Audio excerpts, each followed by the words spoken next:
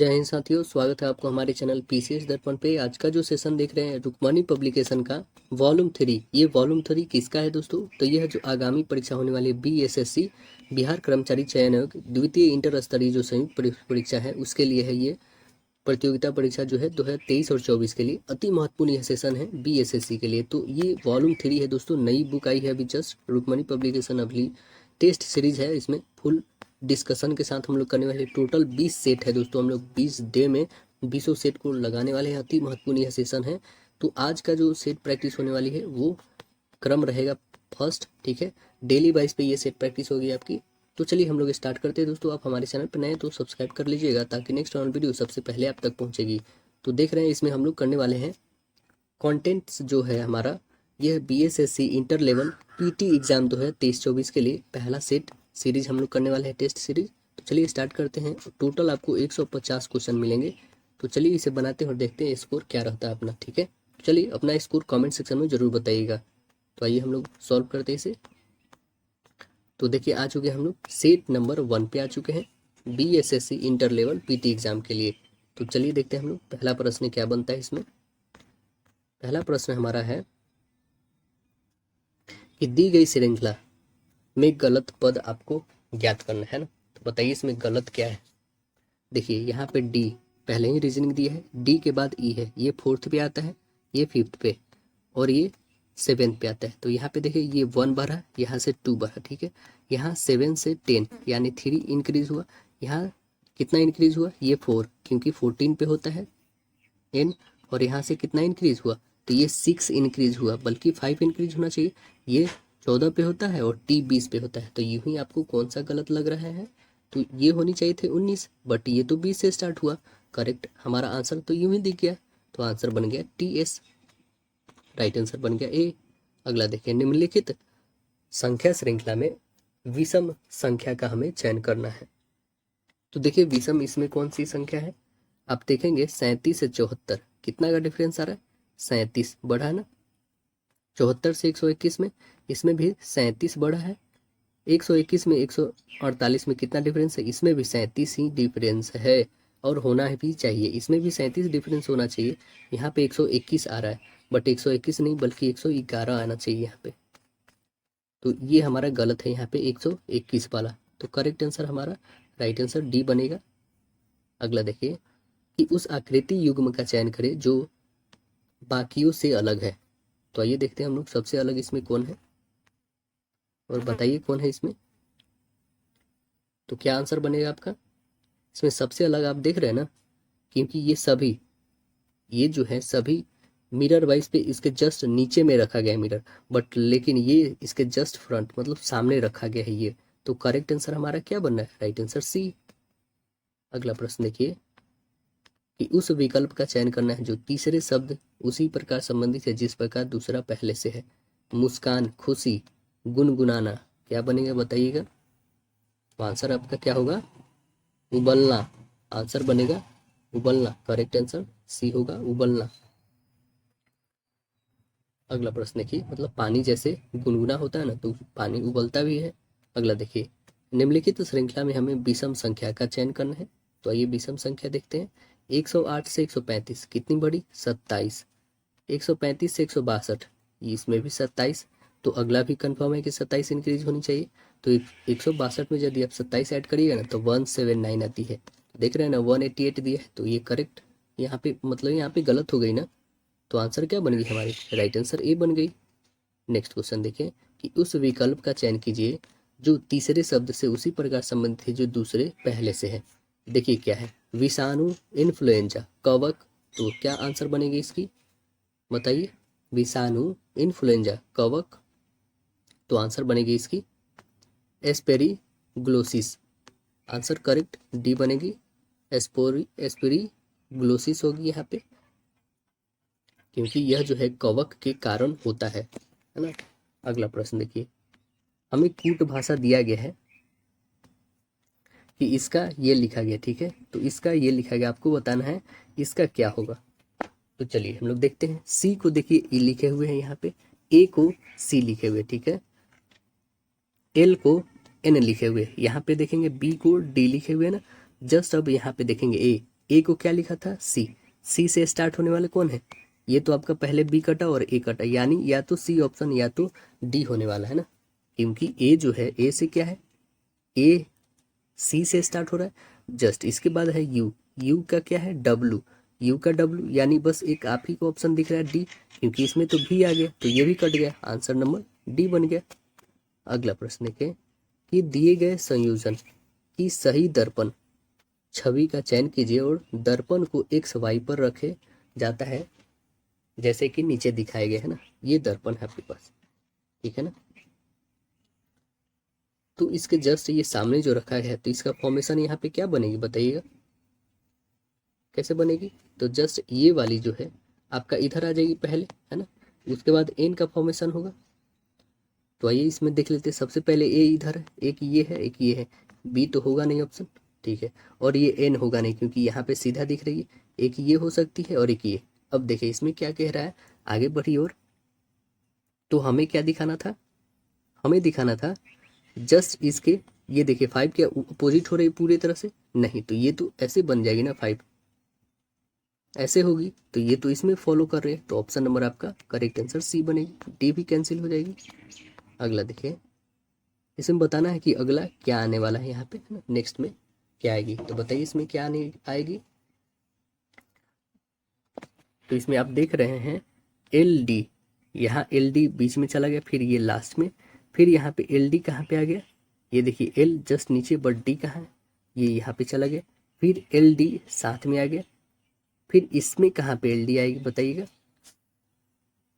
तो यहाँ पे एल डी जो आ जाएगी ये आपको यहाँ पे ऑप्शन बेसिस पे भी देखना है, कहाँ पे आ जाएगी एल डी, तो एल डी जो आ जाएगी यहाँ ये ऑप्शन वाली, तो करेक्ट आंसर क्या बनेगी हमारी, राइट आंसर डी बन जाएगी। आप देख रहे हैं स्कोर कहाँ पे चला गया, जैसे ये स्क्वायर यहाँ हम लोग लेते हैं, ठीक है, ये यहाँ थी, एक स्थान यहाँ से आई, फिर यहाँ से जो है वो देख रहे हैं ना कहाँ पे गई, यहाँ पे, जस्ट इसके बाद एक स्थान, फिर लेकिन यहाँ से एक स्थान, तो अगली स्थान कहाँ पे जाएगी, अगली स्थान आप देखिए ना, अगली स्थान जो यहाँ से यहाँ मूव करेगी फिर यहाँ पे, क्योंकि इसे 2 स्थान चलनी है अगली, तो आंसर क्या बनेगी, राइट आंसर डी बनेगी। नेक्स्ट देखिए, एक पासा दिया हुआ है, ठीक है ना, इसमें सभी स्थिति दिया है, तो हमारे पास 12 संख्या के विपरीत में बताना है, 12 का विपरीत क्या हो जाएगा, तो आप कोई भी इसमें से 2 पासे को उठाना है, ठीक है, कोई भी 2 पासे को उठा लीजिए। सपोज करिए हम यही वाले उठाते हैं या फिर यही, जो आप बोलिए वो हम लोग लेके बना सकते हैं, ठीक है, तो हम लोग यही लेके चलते हैं, ठीक है, ये 2 वाले, फिर उसके बाद आपको ये भी बना के दिखाएंगे, ठीक है ना। तो चलिए पहले इसमें दिखा देते हैं, हमें क्या देखना है, 12 का अपोजिट, तो देखिए यहाँ पे 8, ये भी 8 इक्वल है, इसमें और भी कुछ इक्वल है, हाँ 12 और 12 इक्वल है, यानी 10 का अपोजिट कंफर्म है कि 9 होने वाला है, यानी 9 का 10 या 10 का 9 कह सकते हैं, ये कंफर्म है। अब हमें ढूंढना जो है 12 का अपोजिट, है ना, तो यहाँ पे देखिए ये 10, इसमें इसमें 10 नहीं है, ठीक है, इसमें 12, इसमें भी 12 है, ठीक है, ये 12 और 12 दोनों एक है, ठीक है, और यहाँ 9 10 के जस्ट अपोजिट है, ये पता है, ठीक है, 7 8 के अपोजिट आ गया, ठीक है, तो अब 12 के लिए क्या बच गया बताइए, 12 के लिए क्या बच गया, तो एक संख्या आपके पास बच गई 12 के लिए, कौन सी, क्योंकि सभी संख्या हो चुकी, 7 8 9 10 ये सभी हो चुकी है, अब बच गई सिर्फ 11, तो ये ही जो है आपके पास 12 की अपोजिट आएगी, ऑप्शन नंबर कौन बच गई, करेक्ट आंसर डी, क्योंकि सभी आपको बता दिए सब एक दूसरे के अपोजिट आ गए हैं, तो आंसर डी बन गई। अगला देखें, आटे में गेहूं का मूल्य इसकी राष्ट्रीय आय के मापन की डैश विधि का एक भाग है, किसका है, तो यह है मूल्यवर्धित, आंसर करेक्ट सी बनेगा, मूल्यवर्धित। मूल्यवर्धित विधि एक आर्थिक माप है जो उत्पादन के प्रत्येक चरण में जोड़े गए मूल्य को जोड़कर राष्ट्रीय आय की गणना करती है। राष्ट्रीय आय की गणना 3 विधियां हैं, कौन कौन, अर्थात आय विधि, व्यय विधि और मूल्यवर्धित विधि। अगला प्रश्न देखिएगा, देखिए अगला क्वेश्चन है कि भारतीय संविधान में निम्नलिखित में से किसे संवैधानिक उपचार के अधिकार में वर्गीकृत किया गया है, किसे किया गया है बताइएगा। तो अनुच्छेद बनेगा आपका 32 से 35, आर्टिकल 1, आंसर बनेगा ऑप्शन ए होगा यहाँ पे। डॉक्टर भीमराव अम्बेडकर ने अनुच्छेद 32 को भारतीय संविधान की आत्मा और हृदय कहा है। मूल्य अधिकारों को न्यायिक संरक्षण हेतु अनुच्छेद 32 के 5 प्रकार के रिट भी जारी करने का अधिकार है उच्चतम न्यायालय को। पहला क्या है, बंदी प्रत्यक्षीकरण, दूसरा है परमादेश, तीसरा है प्रतिषेध, चौथा है अधिकार परीक्षा और पांचवा है उत्प्रेषण। देखिए अनुच्छेद 226 के अंतर्गत जो हाईकोर्ट होती है यानी उच्च न्यायालय को भी 5 प्रकार के रीट अधिकार है। यही पांचों रीट अधिकार है उच्च न्यायालय को भी। और उच्चतम न्यायालय केवल मौलिक अधिकार के हनन होने पर अनुच्छेद 32 के अंतर्गत रीट जारी कर सकते हैं, जबकि उच्च न्यायालय 226 के अंतर्गत मौलिक अधिकार के साथ अन्य प्रयोजन पे भी रीट जारी कर सकते हैं। भारतीय संविधान के अनुच्छेद जो 33 है, इसके तहत सांसद को एक शक्ति प्रदान करता है कि वह सशस्त्र बल, खुफिया एजेंसी और अन्य मूल जो है अधिकारों पर युक्ति युक्त प्रबंध लगा सकता है। और अनुच्छेद 34 क्या कहता है, तो इसके बारे में जानिए। तो अनुच्छेद 34 के अंतर्गत भारत के किसी क्षेत्र में यदि सैन्य कानून लागू है तो सांसद को यह शक्ति है कि वह मूल अधिकार पर प्रतिबंध लगा सकती है। अनुच्छेद 35 में क्या कर रहा है ये भी जानिए। तो अनुच्छेद 35 बोल रहा आपका, अनुच्छेद 35 के तहत सांसद को केवल कुछ विशेष मूल्य अधिकार प्रभावी बनाने के लिए कानून बनाने की शक्ति प्राप्त है, परंतु यह अधिकार राज्य विधानमंडल को प्राप्त नहीं है। अगला प्रश्न देखिए कि बैरन द्वीप डैश में स्थित है, कहाँ पे स्थित है, तो यह है अंडमान सागर में। करेक्ट आंसर बी बनेगी, अंडमान में स्थित है, मध्य अंडमान के पूरब में बैरन द्वीप है जो भारत का एकमात्र सक्रिय ज्वालामुखी है। यह अंडमान सागर में पोर्ट ब्लेयर से लगभग 135 किलोमीटर दूर उत्तर पूरब में स्थित है। यह ज्वालामुखी का पहला रिकॉर्ड दर्ज जो है उद्गार वर्ष 1787 ईस्वी में और अंतिम बार 2005 में उद्गार हुआ था। पाम्बन द्वीप मन्नार की खाड़ी में स्थित है। न्यू मूर द्वीप जो है बंगाल की खाड़ी में तथा भारत एवं बंगाल के बीच की सीमा पे अवस्थित है। अगला प्रश्न देखिए, निम्नलिखित में से किस फसल को उत्तम अनाज में वर्गीकृत किया गया है, तो करेक्ट आंसर बताइए क्या होगा। उत्तम अनाज में वर्गीकृत किया गया गेहूं को। करेक्ट आंसर सी बनेगा, गेहूं। भारत जो है विश्व का लगभग 13% गेहूं का उत्पादन करता है।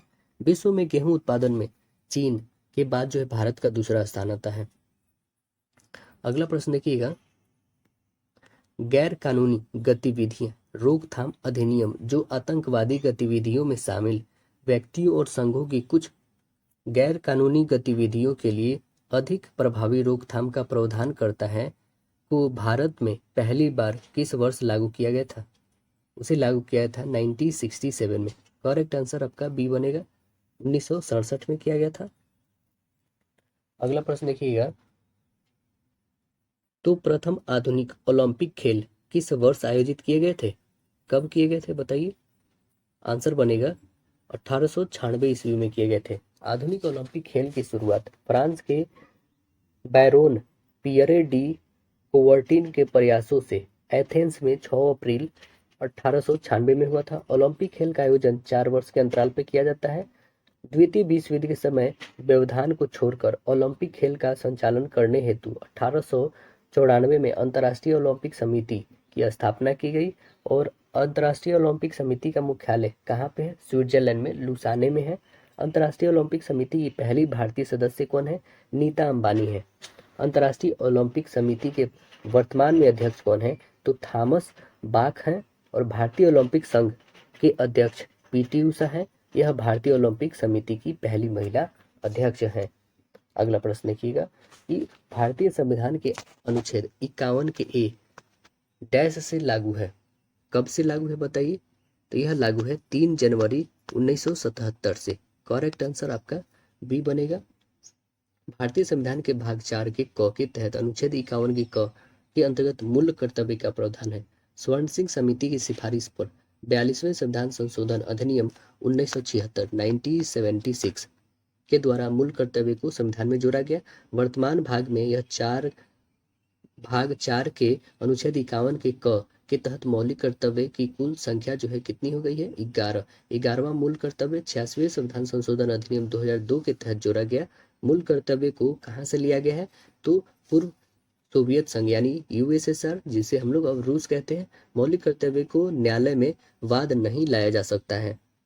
अगला नेक्स्ट प्रश्न है हम लोग का कि भारत में 10 रुपए के नोट कौन जारी करता है? कौन जारी करता है?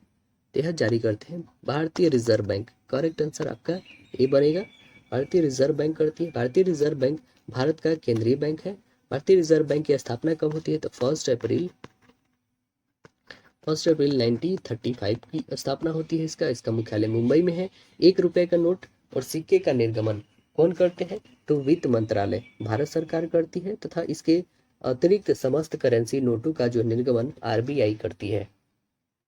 1 रुपए के नोट पर केंद्रीय वित्त सचिव का हस्ताक्षर होता है और रिजर्व बैंक के द्वारा निर्गमित सभी नोटों पर हिंदी तथा अंग्रेजी के मिलाकर कुल कितनी भाषा लिखी हुई होती है? तो टोटल कुल भाषा जो है 17 भाषा लिखी हुई होती है। नेक्स्ट क्वेश्चन देखिए, बलबन ने निम्नलिखित में से दिल्ली के किस सुल्तान के नायाब के रूप में कार्य किया है? तो करेक्ट आंसर बनेगा नसरुद्दीन मोहम्मद। आंसर ए बनेगा नसीरुद्दीन मोहम्मद। बलबन 1246 में मोहम्मद शाह को बंदी बनाकर इल्तुतमिश के पौत्र नसरुद्दीन मोहम्मद को सुल्तान बनाया। नया सुल्तान नसरुद्दीन मोहम्मद धर्मपरायण और सचित्र था, परंतु वह नाम मात्र का शासक था। उसने शासन का कार्य नायब और मुमालिक बलबन को सौंप दिया और स्वयं तुर्की अधिकारों की आज्ञा के बिना कोई कार्य नहीं करता था। सुल्तान जो था नसरुद्दीन मोहम्मद की मृत्यु के उपरांत बलबन दिल्ली सल्तनत का सुल्तान संभवतः 1266 में बना और दिल्ली सल्तनत की पहली महिला शासिका रजिया सुल्तान ने लगभग 3 वर्ष 6 महीना शासन की। वह अत्यंत सफल शासिका थी, जिसने रुकुनुद्दीन फिरोज शाह के समय की बिगड़ी स्थिति को जो संभाला और इल्तुतमिश ने लाहौर के स्थान पर दिल्ली को राजधानी बनाया। कुतुबुद्दीन ऐबक ने मालिक और सिपाह सालार की उपाधियों से शासन प्रबंध किया और सुल्तान की पदवी धारण नहीं किया।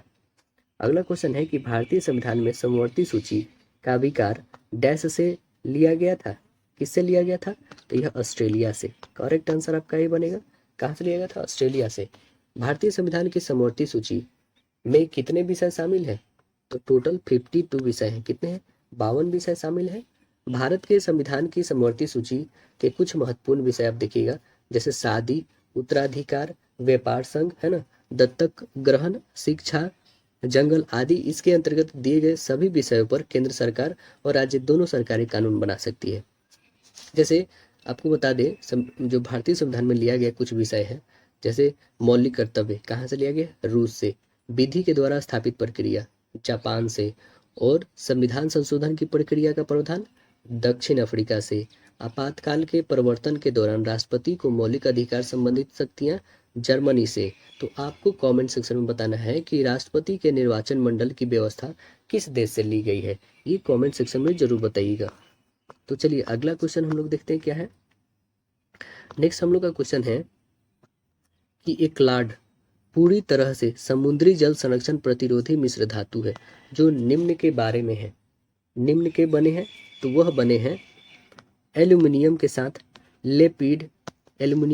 लेपित ड्यूरालुमिन के बने हुए हैं। करेक्ट आंसर आपका बी बनेगा ये।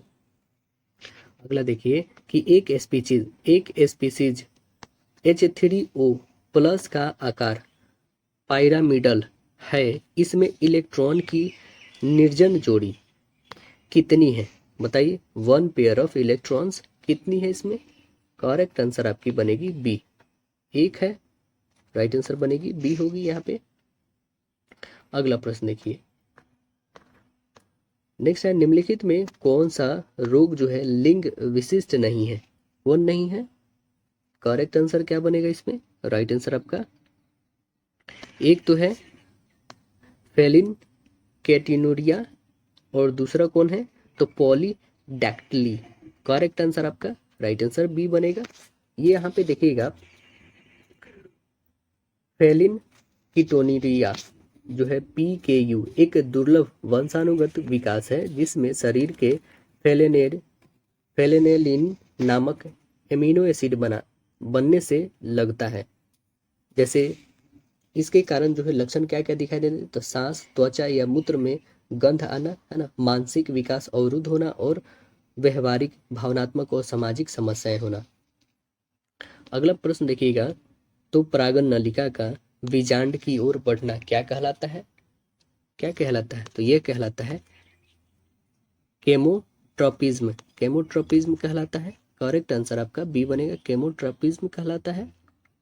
अगला प्रश्न देखिए कि कोई प्लावित वस्तु का अस्थायी संतुलन में गुरुत्वीय केंद्र एवं उत्प्लावन बल डैश के संबंध में सही कथन है। किसके संबंध में सही कथन है? यह हमेशा एक समान होता है? नहीं। यह हमेशा एक ऊर्ध्वाधर रेखा पे होता है? नहीं। यानी करेक्ट आंसर बना क्या? ना तो एक और ना ही दो। आंसर हमारा डी बनेगा। अगला प्रश्न देखिए, किसी वस्तु पर 32% की छूट के साथ और 20% और 12% की दो क्रमिक छूटों के बाद उसके विक्रय मूल्य के बीच 36 रुपये का अंतर है, उस वस्तु का अंकित मूल्य कितना होगा, ये हमें बतानी है। तो देखिए यहाँ पे 20% तथा 12% का एक एकल समतुल्य छूट दिया गया है ना, तो चलिए हम इसे बनाकर देखते हैं। देखिए यहाँ पे दिया गया है जो छूट, वो सीधे हम लोग लिखते हैं यहाँ पे 20 + 12 माइनस करिए 20 × 12 3200 रहेगा आपका। ठीक है, यहाँ पे इस दोनों को ऐड करिएगा, कितना हो जाएगा 32 माइनस इसे आप सॉल्व करिएगा तो कितना हो जाएगा 24, मतलब 2.4 होगा, है ना। माइनस 2.4 कर दीजिए, घटाइए तो कितना आ जाएगा 29.6% आया। हम अंकित मूल्य को कितना मान लें, जो हमारा मार्क प्राइस है उसे हम लोग 100 रुपया ले लेते हैं। ठीक है, हमारे पास ये परसेंटेज कितना आ चुका है समतुल्य छूट, ये 29.6% आ गया। ठीक है ना। अकॉर्डिंग टू प्रश्न आप देखिएगा तो ये 32 जो दे रहा है हमारे पास माइनस 29.6 बाई 100 MRP जो है हमारा लिखेंगे इक्वल में कितना है 36 रुपये का अंतर है ना। चलिए अभी से सॉल्व करिए, 32 में से 29.6 घटाइए तो कितनी आ जाएगी आपके पास, और ये जीरो जीरो आप करिएगा तो टोटल आएंगे 3600 बट्टे 2.4 गुन्ने यहाँ पे हो जाएंगे 1500। एक्स की वैल्यू कितनी आ गई 1500 आ गई। आप इसको काटिएगा तो ठीक है। अब जो आपके पास 1500 आ गए तो ऑप्शन देखिए क्या 1500 है? यस, ऑप्शन नंबर आपके कौन से हैं? Option number correct answer B है। अगला देखिए 12% जो है वार्षिक त्रैमासिक रूप से देय ब्याज के समतुल्य प्रभावी वार्षिक ब्याज दर दशमलव के 2 स्थान तक शुद्ध क्या होगी, ये हमें बतानी है। तो आइए, त्रैमासिक ब्याज है ना, इसको 4 से डिवाइड करना होता है। चलिए इसे बना के देखते हैं हम लोग। देखिए 12 है, इसे 4 से डिवाइड कर दीजिए, यानी कितना 3%। समतुल्य जो है 6 मासिक दर आपको दिखाना है, 3 + 3 + 3 × 3/100 होगा। तो ये कितना निकलेगा 3 या 3 6, और इसे करिएगा तो 0.9 होगा, तो कितना 6.09 इतना परसेंट आ गया। अब जो है वार्षिक समतुल्य ब्याज दर आप निकालिएगा तो इस पे निकालिएगा 6.09 पे, तो निकालिए 6.09 + 6.09 गुन्ने, यहाँ पे तो प्लस ही रहेगी, फिर से यही रखेंगे डिजिट 6.09 गुन्ने 6.09 बट्टे 100 रखेंगे। इस दोनों को ऐड करिए कितना आ जाएगा, तो आपके पास 12.18 और प्लस ये कितनी हो जाएगी 0.37 ऐड करिए तो आपके पास आ जाएंगे 12.55। करेक्ट आंसर देखिए कौन सी है आपकी 12.55, ऑप्शन नंबर बी है आपके पास, तो राइट आंसर बी बन जाएंगे। अगला देखिए ये दिया हुआ आपके पास, यह किस संख्या से विभाजित होगी आपको बतानी है।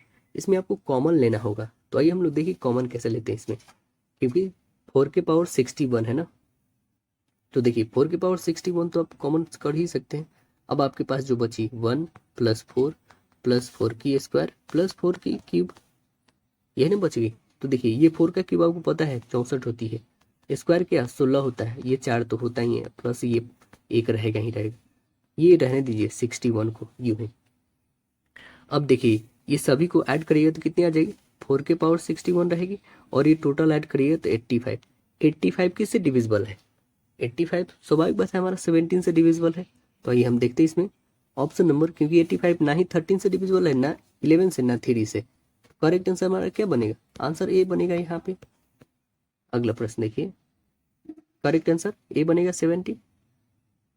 दो अंकों की एक संख्या में इकाई का अंक दहाई के अंक से 4 अधिक है, यदि दी गई संख्या और उसके अंकों का योग का गुणनफल कितना है, 370 है, तो संख्या क्या होगी हमें बतानी है। तो चलिए इसे भी हम लोग बना के देखते हैं क्या होगी संख्या।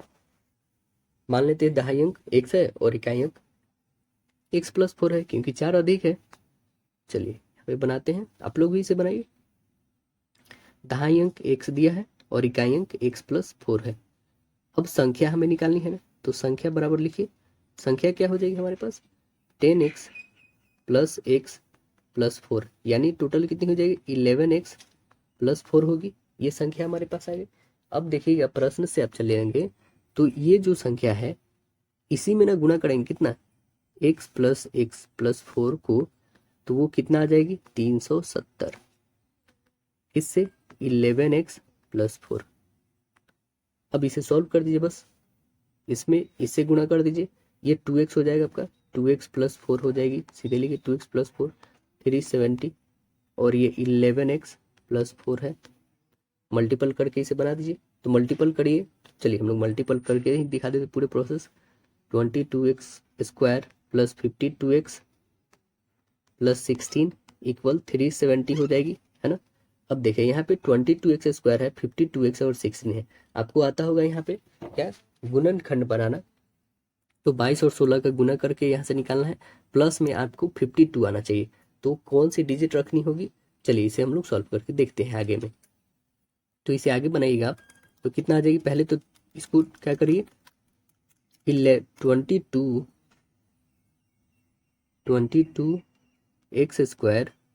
+ 52x - 354 = 0 आ जाएगी, क्योंकि इक्वल में 370 था, तो 16 इसमें से घट गई, तो कितना आ गया, 354। अब जो है 354 यहाँ पे 2 से डिविजिबल कर सकते हैं सभी को, तो कितना बचेगा, 11x² + 26x - 177 = 0 है। इसका इससे गुना करके अब गुणनखंड निकाल लीजिए, 11x² + 59x - 33x - 177। अब देखिएगा ना, 59 में से 33 घटाइएगा तो 26 आएगी, है ना।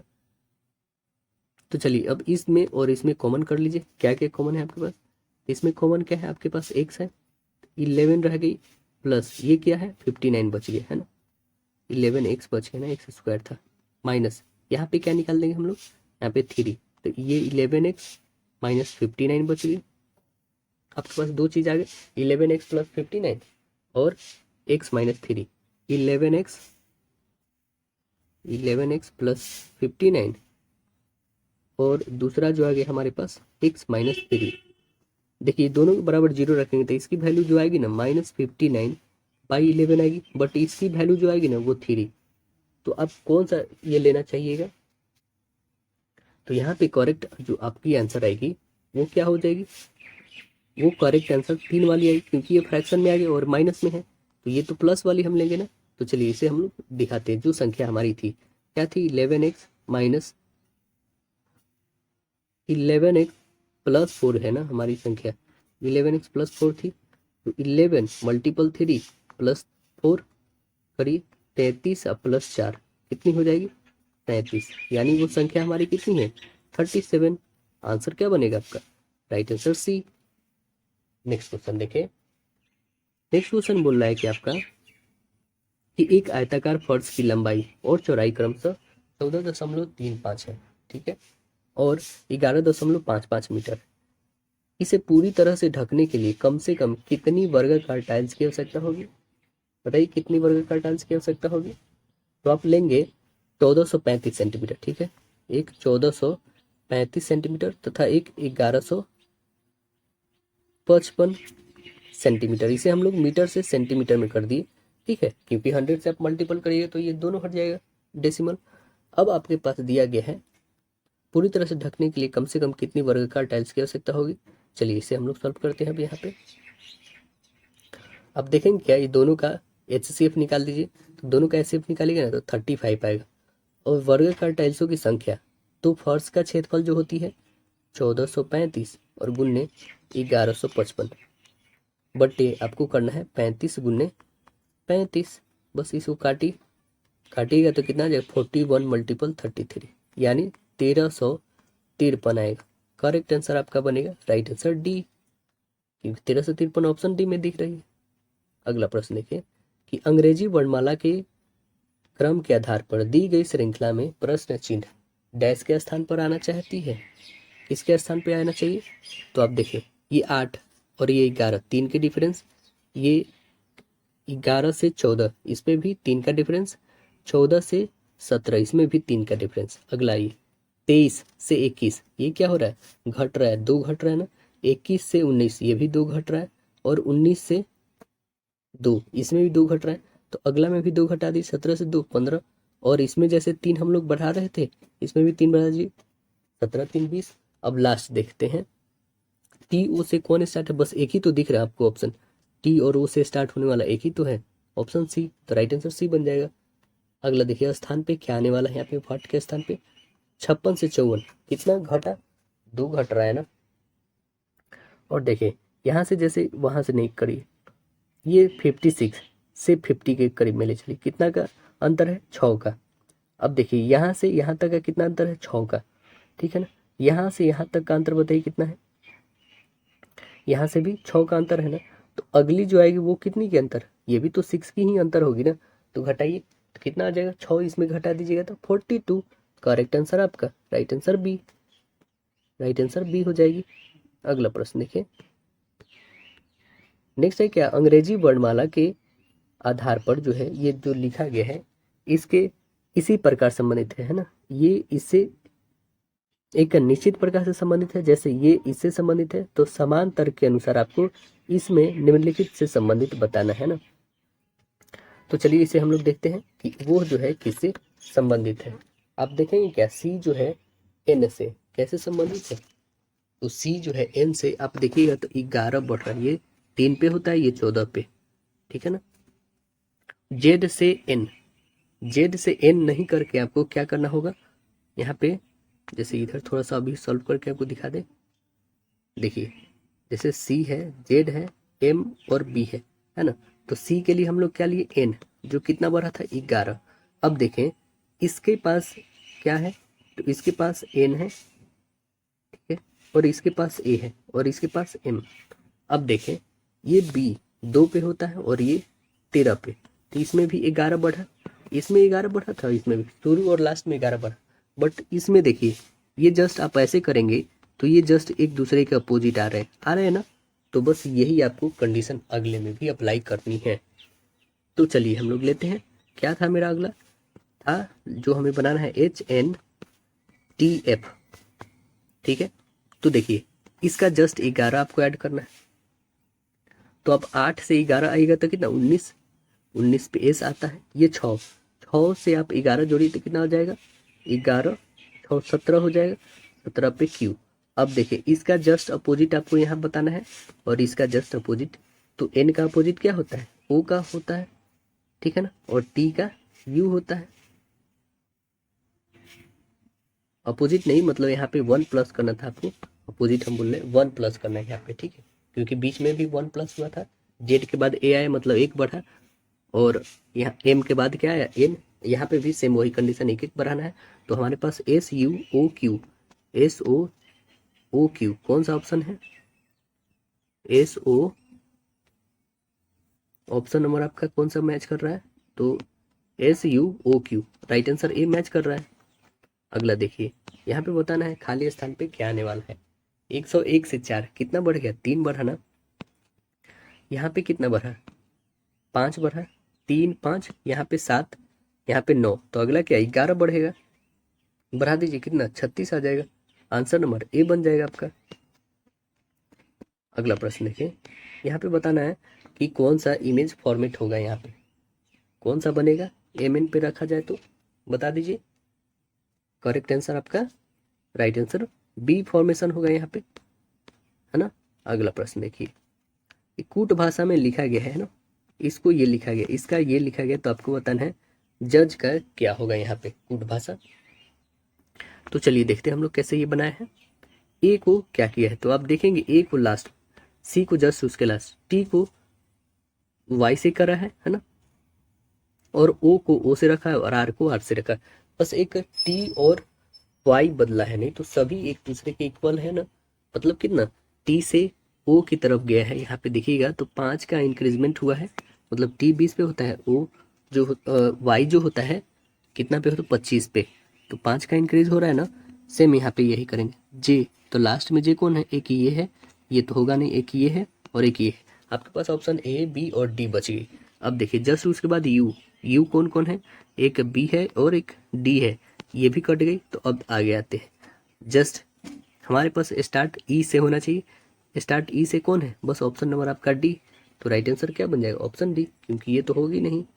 अगला देखिए, देखिए क्वेश्चन क्या है कि आंटी ग्लोरिया अपने घर से निकली और पूरब की ओर 65 मीटर चली। ठीक है, अपने घर से निकली और पूरब की ओर कितना चली, 65 मीटर। ओके, अब बाएं मूर्ति है और 28 मीटर चलती है, बाएं मूर्ति है और 28 मीटर चलती हैं। फिर बाएं मूर्ति है और एक सार्वजनिक पुस्तकालय तक पहुंचती है और 110 मीटर चलती है। यहाँ से 110 मीटर चली बाएं मुड़ के। आंटी जो है ग्लोरिया के घर से पुस्तकालय कितनी दूरी और किस दिशा में है। तो ग्लोरिया के घर यहाँ पे है, तो अब देखेंगे क्या इधर है, ये इधर पड़ी ना, तो ये कितनी दूरी पे है ये भी पता नहीं है। तो ये 65 यहाँ पे माइनस हो जाएगी, तो बच कितना गया बताइए। 110 में से आप 65 घटा दीजिएगा तो कितनी बचेगी, ये 28 है, ये भी 28 हो जाएगी। आप सीधे से सिंपल फॉर्मेशन आप ऐसे कर सकते हैं, ऐसा, ये 28 है, ये भी 28 होगी, और ये आपका टोटल जो है 110 है, 110 है टोटल, और ये टोटल कितना है 65 है ना। इसमें से 65 आप माइनस कर दीजिए, कितना बचेगा आपके पास 55 है ना। करेक्ट, कितना बचा 55 बची। तो ये जो आपके पास 55 है, ये 55 और ये 28, तो ये आपके पास नहीं निकल जाएगा हाइपोटेनस। तो हाइपोटेनस निकाल दीजिए, हाइपोटेनस कितनी आ जाएगी आपके पास। इसका फॉर्मूला होता है, आपको बनानी होगी 45 ना आएगी, 45 होगी ये, 55 हमने गलती से लिख दिया, मिस्टेक। देखिए ये 45 रहेगी क्योंकि 110 है, तो ये 45 और ये 28, इसका स्क्वायर रूट निकालते हैं हम लोग। चलिए 28 का निकालिए प्लस 45 का, 28 का कितना आ जाता है 784, और 45 का 20-25 होती है, दोनों का ऐड करिए कितना आ जाएगा 28, 9 निकालेगा इसका 53 आती है स्क्वायर रूट। तो आंसर क्या बनेगा हमारा, करेक्ट 53 वाला। और ये किधर जा रही है, तो इनकी जो ये पुस्तकालय है ये किधर है, यहाँ पे है, यहाँ से बताइएगा, यह जो है उत्तर और पश्चिम, उत्तर पश्चिम में, तो करेक्ट आंसर आपका राइट आंसर ए बनेगा, उत्तर पश्चिम। अगला प्रश्न देखिए, दिए गए समीकरण को सही बनाने के लिए किन दो गणितीय चिन्ह को आपस में बदलना चाहिए। तो देखिए यहाँ पे ऑप्शन बेसिस से आपको उठाना ही पड़ेगा, तो आप देखिएगा ना ऑप्शन नंबर बी उठाइएगा, यानी डिवाइड की जगह पे मल्टीपल और मल्टीपल की जगह पे डिवाइड रखिएगा, आपका आंसर करेक्ट बनेगी। यहाँ पे भी चेंज करना होगा, यहाँ पे भी आपको, तो राइट आंसर बी बनेगी।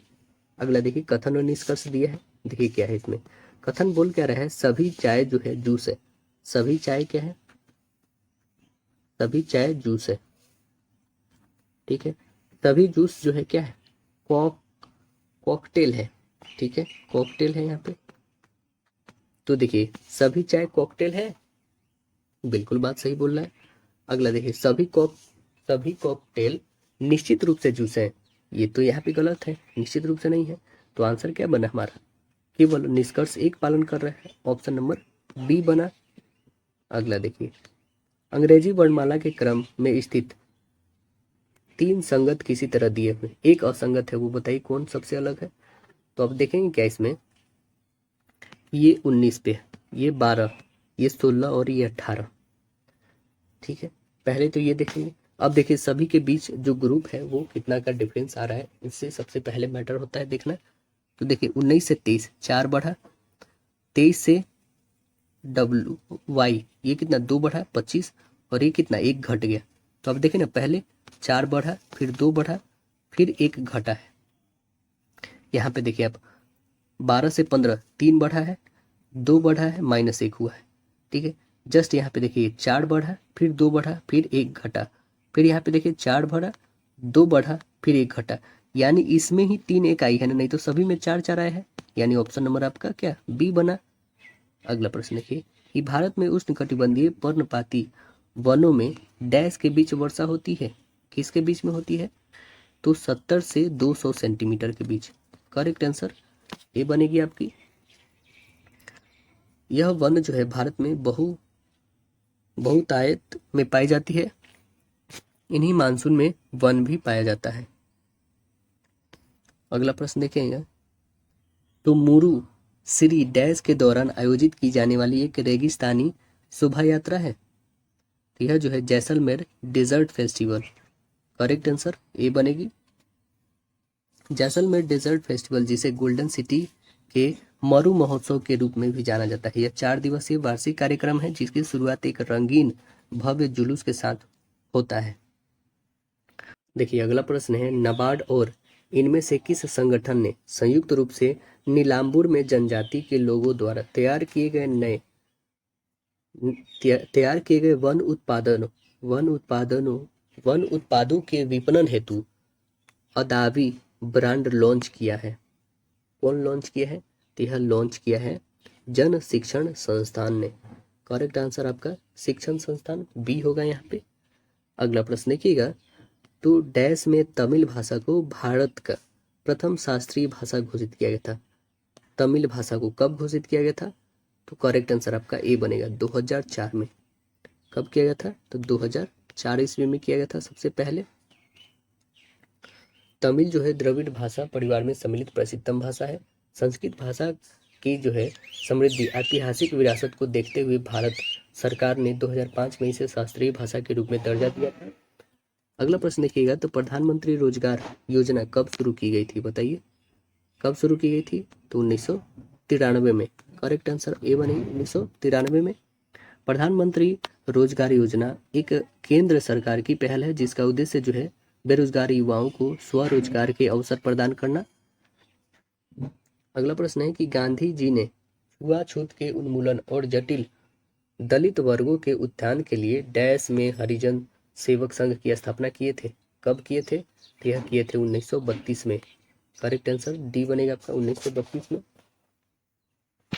दलित वर्गों के आंदोलन के प्रमुख नेता जो थे वो कौन थे, डॉक्टर भीमराव अंबेडकर जी थे। अगला प्रश्न देखिएगा महात्मा गांधी नई श्रृंखला के जो है 2000 के बैंक नोट के पृष्ठ भाग पर डैश का चित्र है, किसका चित्र है, तो वह चित्र है मंगलयान का। करेक्ट आंसर बी बनेगा मंगलयान का। भारत में नोटबंदी की घोषणा अभी तक कितनी बार हो चुकी है, 3 बार हो चुकी है, जिसमें अभी जो वर्तमान में हुई है वो कब हुई है, तो यह 2016 में हुई है, 8 नवंबर को हुई है। अगला प्रश्न देखिएगा और इससे जुड़े इंपॉर्टेंट पॉइंट भी देखिए कि 10 रुपए के नोट जो है उसके पीछे में या फिर फ्रंट पे जो होती है, फ्रंट पे वो किसका फोटो हो रहती है, उन पे छपे हुए जो चित्र होते हैं वो किसका होता है, चॉकलेट ब्राउन का तो ये होती है 10 रुपीज़ का जो वर्तमान में अभी चल रही है, बट उस पर पिक्चर जो होता है वो कोणार्क का सूर्य मंदिर का है। और 20 रुपये पे यह जो होता है एलोरा की गुफा है। और 50 रुपये के नोट पे क्या है, हम्पी का पत्थर से बना रथ है। और 100 रुपये के नोट पे क्या है, रानी का बाव। 200 रुपये पे क्या है, सांची स्तूप। और 500 रुपये पे लाल किला। और 2000 पे तो आपको पता ही है मंगलयान। अगला देखिए कि 1858 में डोवर से कैलिस तक इंग्लिश चैनल पार करने वाले पहले भारतीय कौन थे, जो 1966 में एक कैलेंडर वर्ष में 5 महाद्वीप के महासागरों में तैराकी करने वाले एकमात्र व्यक्ति भी थे। तो वो कौन थे, वह व्यक्ति थे मिहिर सेन। करेक्ट आंसर ए बनेगा मिहिर सेन थे। अगला प्रश्न देखिए स्किल इंडिया मिशन की अभिशासन परिषद की अध्यक्षता कौन करते हैं, प्रधानमंत्री करते हैं। आंसर बनेगा right answer B skill India mission की शुरुआत कब होती है, 15 जुलाई 2015 को शुरू होती है, सरकारी योजना है यह। अगला प्रश्न देखिए स्वयं त्वांग के अनुसार नालंदा बौद्ध मठ के डैश नए प्रवेशकों से कठिन प्रश्न पूछते हैं जिनका उत्तर देना बहुत कठिन होता है। तो आंसर बनेगा ए द्वारपाल से। राइट आंसर ए बनेगा द्वारपाल। वेन सॉन्ग ने 6 साल तक नालंदा विश्वविद्यालय में छात्र और शिक्षक दोनों की भूमिका निर्वहन किए थे। आपको कमेंट सेक्शन में बताना है वेन सॉन्ग जो है किसके शासन काल में भारत आए थे। अगला प्रश्न देखिए, एक छड़ जो है चुंबक के द्वारा उत्पन्न चुंबकीय क्षेत्र रेखाएं किस प्रकार की होगी? किस प्रकार की होगी? यह होगी, इसके उत्तर ध्रुव से निकलती है और इसकी दक्षिणी ध्रुव पर समाप्त होती है। करेक्ट आंसर क्या बनेगी? राइट आंसर सी बनेगी। आप देखे होंगे कि नॉर्थ और साउथ पोल है ना, ये कैसे निकलती है? नॉर्थ, यहाँ पे नॉर्थ, ये साउथ, ये नॉर्थ से निकल के ऐसे साउथ में आती है ना, नॉर्थ से निकल के साउथ में, नॉर्थ से निकल के साउथ में ऐसे जाती है ना। अगला प्रश्न देखिए कि 30 वोल्ट बैटरी आपूर्ति लाइन पर उपयोग किए जाने हेतु डिजाइन किए गए विभिन्न विद्युत बल्बों पर विचार कीजिए। बल्ब की रेटिंग 15 वाट निर्धारित है यदि अधिकतम स्वीकार्य धारा जो है 10 एम्पियर है और 300 वोल्ट लाइन के दोनों तारों के बीच एक दूसरे के समानांतर क्रम में कितने बल्ब संयोजित किए जा सकते हैं? कितने किए जा सकते हैं? तो आपको पता होना चाहिए कितने किए जा सकते हैं। देखिए, पावर इजकल क्या होता है? विभवांतर गुने विद्युत धारा, यानी P इक्वल क्या होता है? V इंटू आई होता है ना। तो रखिए P कितना है आपके पास? P तो पता नहीं है, तो चलिए V कितना है आपके पास? 300 और गुने I कितना है? 10, यानी कितना आ गया? 3000 वाट, 3000 पावर आ गई। ठीक है, अब अकॉर्डिंग टू प्रश्न आप देखिएगा, एक और जो है हमारे पास पावर, हम कुल बल्बों की संख्या n ले लेते हैं, तो P इक्वल n इंटू 15, यानी P की वैल्यू कितनी आ गई? ये P1 थी और P2 की अभी जस्ट वैल्यू हम लोगों ने निकाला है 3000 वाट। अब देखिए ये P1 और P2 अकॉर्डिंग टू इक्वेशन दोनों इक्वल है, तो क्या ये इसके इक्वल नहीं हो जाएगा? तो जब ये इसके इक्वल हो जाएगा तो 15 से इसको काट दीजिए 2 टाइम्स में, यानी n की वैल्यू क्या आ जाएगी? 200। तो आंसर क्या बन जाएगी? बल्बों की संख्या हमारे पास कितनी आ जाएगी? 200। Correct answer B. अब देखिए कि निम्नलिखित में कौन सी राशि किसी दिए गए धातु के तार की वैद्युत प्रतिरोधकता को प्रभावित करती है? कौन करेगी? तार की पदार्थ की प्रकृति और तार का तापमान। करेक्ट आंसर बनेगा ऑप्शन नंबर आपका ए। नेक्स्ट क्वेश्चन क्या आपका कि मान लीजिए कि 3 माध्यम ए, बी और सी के अपूर्णांक क्रमशः 1.47, 1.33 और 1.44 है। यदि ए, बी और सी में प्रकाश के वेग क्रमशः भी ए, भी बी, भी सी, तो निम्नलिखित में कौन विकल्प अवरोधी क्रम में हमें सजाना है ना? कौन सही होगा अवरोधी क्रम में? तो आप देखेंगे क्या इस तीनों में, क्योंकि ए, बी और सी का अपूर्णांक जब आप लिखेंगे उसी के अकॉर्डिंग आपको करना होगा। तो सबसे पहले कौन आएगा? तो सबसे पहले आपका ये वाला आएगा, सेकेंड नंबर, क्योंकि आप देख रहे हैं ना सेकेंड सबसे पहले कम है, उसके जस्ट बाद ये है थर्ड, उसके बाद आता है कौन सी? सबसे पहले वाला। तो आंसर कौन बन रही? राइट आंसर हमारा, राइट आंसर डी। देखिए सबसे पहले बी हम रखें, फिर उसके बाद सी, उसके बाद ए रखे है ना, तो राइट आंसर डी। बस यहाँ पे नंबर से आपको कैलकुलेट कर लेना है, मतलब आपको अवरोधी क्रम में सजा देना है बस। अगला प्रश्न देखिए, समान समूह के इनमें से किस तत्व युग्म के तत्व समान रासायनिक गुणधर्म प्रदर्शित करते हैं? तो किससे करते हैं? देखिए लिथियम रूबियम से, और किससे करेंगे? तो ये नाइट्रोजन और फास्फोरस। तो राइट आंसर हमारा क्या बनेगा? ऑप्शन नंबर डी बन जाएगा। यहाँ पे राइट आंसर क्या बनेगा आपका? डी हो जाएगा, है ना। अगला प्रश्न देखें, नेक्स्ट है प्रश्न क्या? एक्स वह बड़ी संख्या है जिसमें 397, 435 और 541 को भाग देने पर क्रमशः 6, 10, 14 शेषफल प्राप्त होते हैं। 3x + 4 का मान कितना होगा ये आपको बतानी है। तो देखिए 397 में से आप 6 घटाइए, कितना आ जाएगा? 391। 435 में से 10 घटाइए, कितना आ जाएगा? 425। 541 में से 14 घटाइए, कितना आ जाएगा? 527। अब जो है आपके पास दिया गया वो क्या है? 391, 425 और 527। इसका महत्तम समापवर्तक निकालिएगा ना तो 7 आएगा। HCF 7 बोल रहे हैं, 17 आएगा। अब जो हमारे पास दिया हुआ है इसका मान निकालना है। 3x + 4, एक्स का वैल्यू कितना है? 17। 17 3 जाए कितना होता है? 51 अब +4 कितना हो जाएगा 55। करेक्ट आंसर आपका राइट आंसर बी। देखिए एक व्यवसायी जो है 40 दर्जन केले 60 रुपये प्रति दर्जन के मूल्य पर खरीदता है। वह उनका जो है 3/4 भाग 25% के लाभ पर बेचता है। तब तक 2 दर्जन केले सड़ जाते हैं ना। बेचे हुए केले को वह 5% की हानि पर बेचता। पूरे सौदे में उसका लाभ प्रतिशत क्या होगा हमें बतानी है। चलिए सर पूरे पे हम लोग लाभ कितना आ रहा है उसको बना के देखते हैं, सॉल्व करते हैं। तो आप देखेंगे क्या कि कुल क्रय मूल्य जो है कितना है 60 गुने 40 2400 है। ये सीपी कुल उसका है। अब देखिए कितने भाग पे कर रहा है 3/4 गुने 2400 आ कितना जाएगा 1800 रुपये। और 3/4 भाग का जो विक्रय मूल्य होगा उसका कितना होगा 1800 गुने 100 + 25/100 होगा।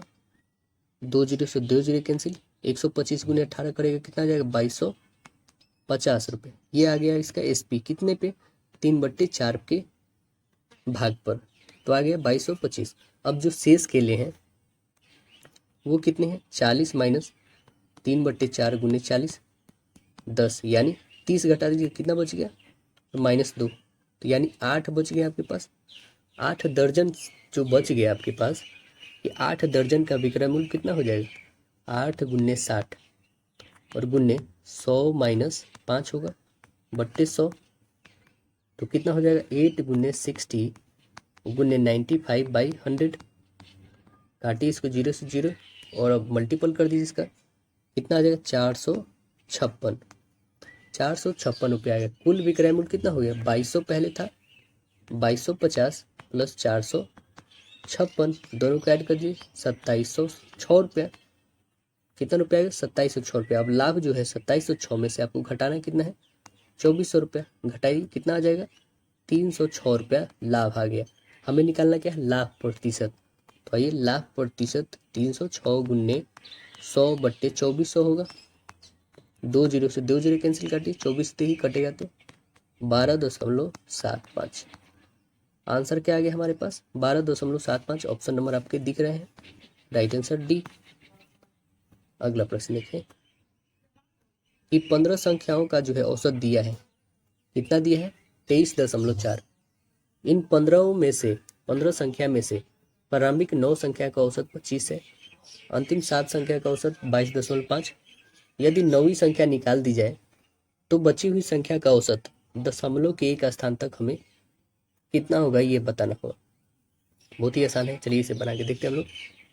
देखिए पहले तो बोल रहा है 9 संख्या का कितना है 25 और जोड़ दी 7 का कितना है 22.5 और इसमें से घटा देना है कितना 15 संख्या का तो घटा दीजिए 15 गुने कितना है 23.4 है।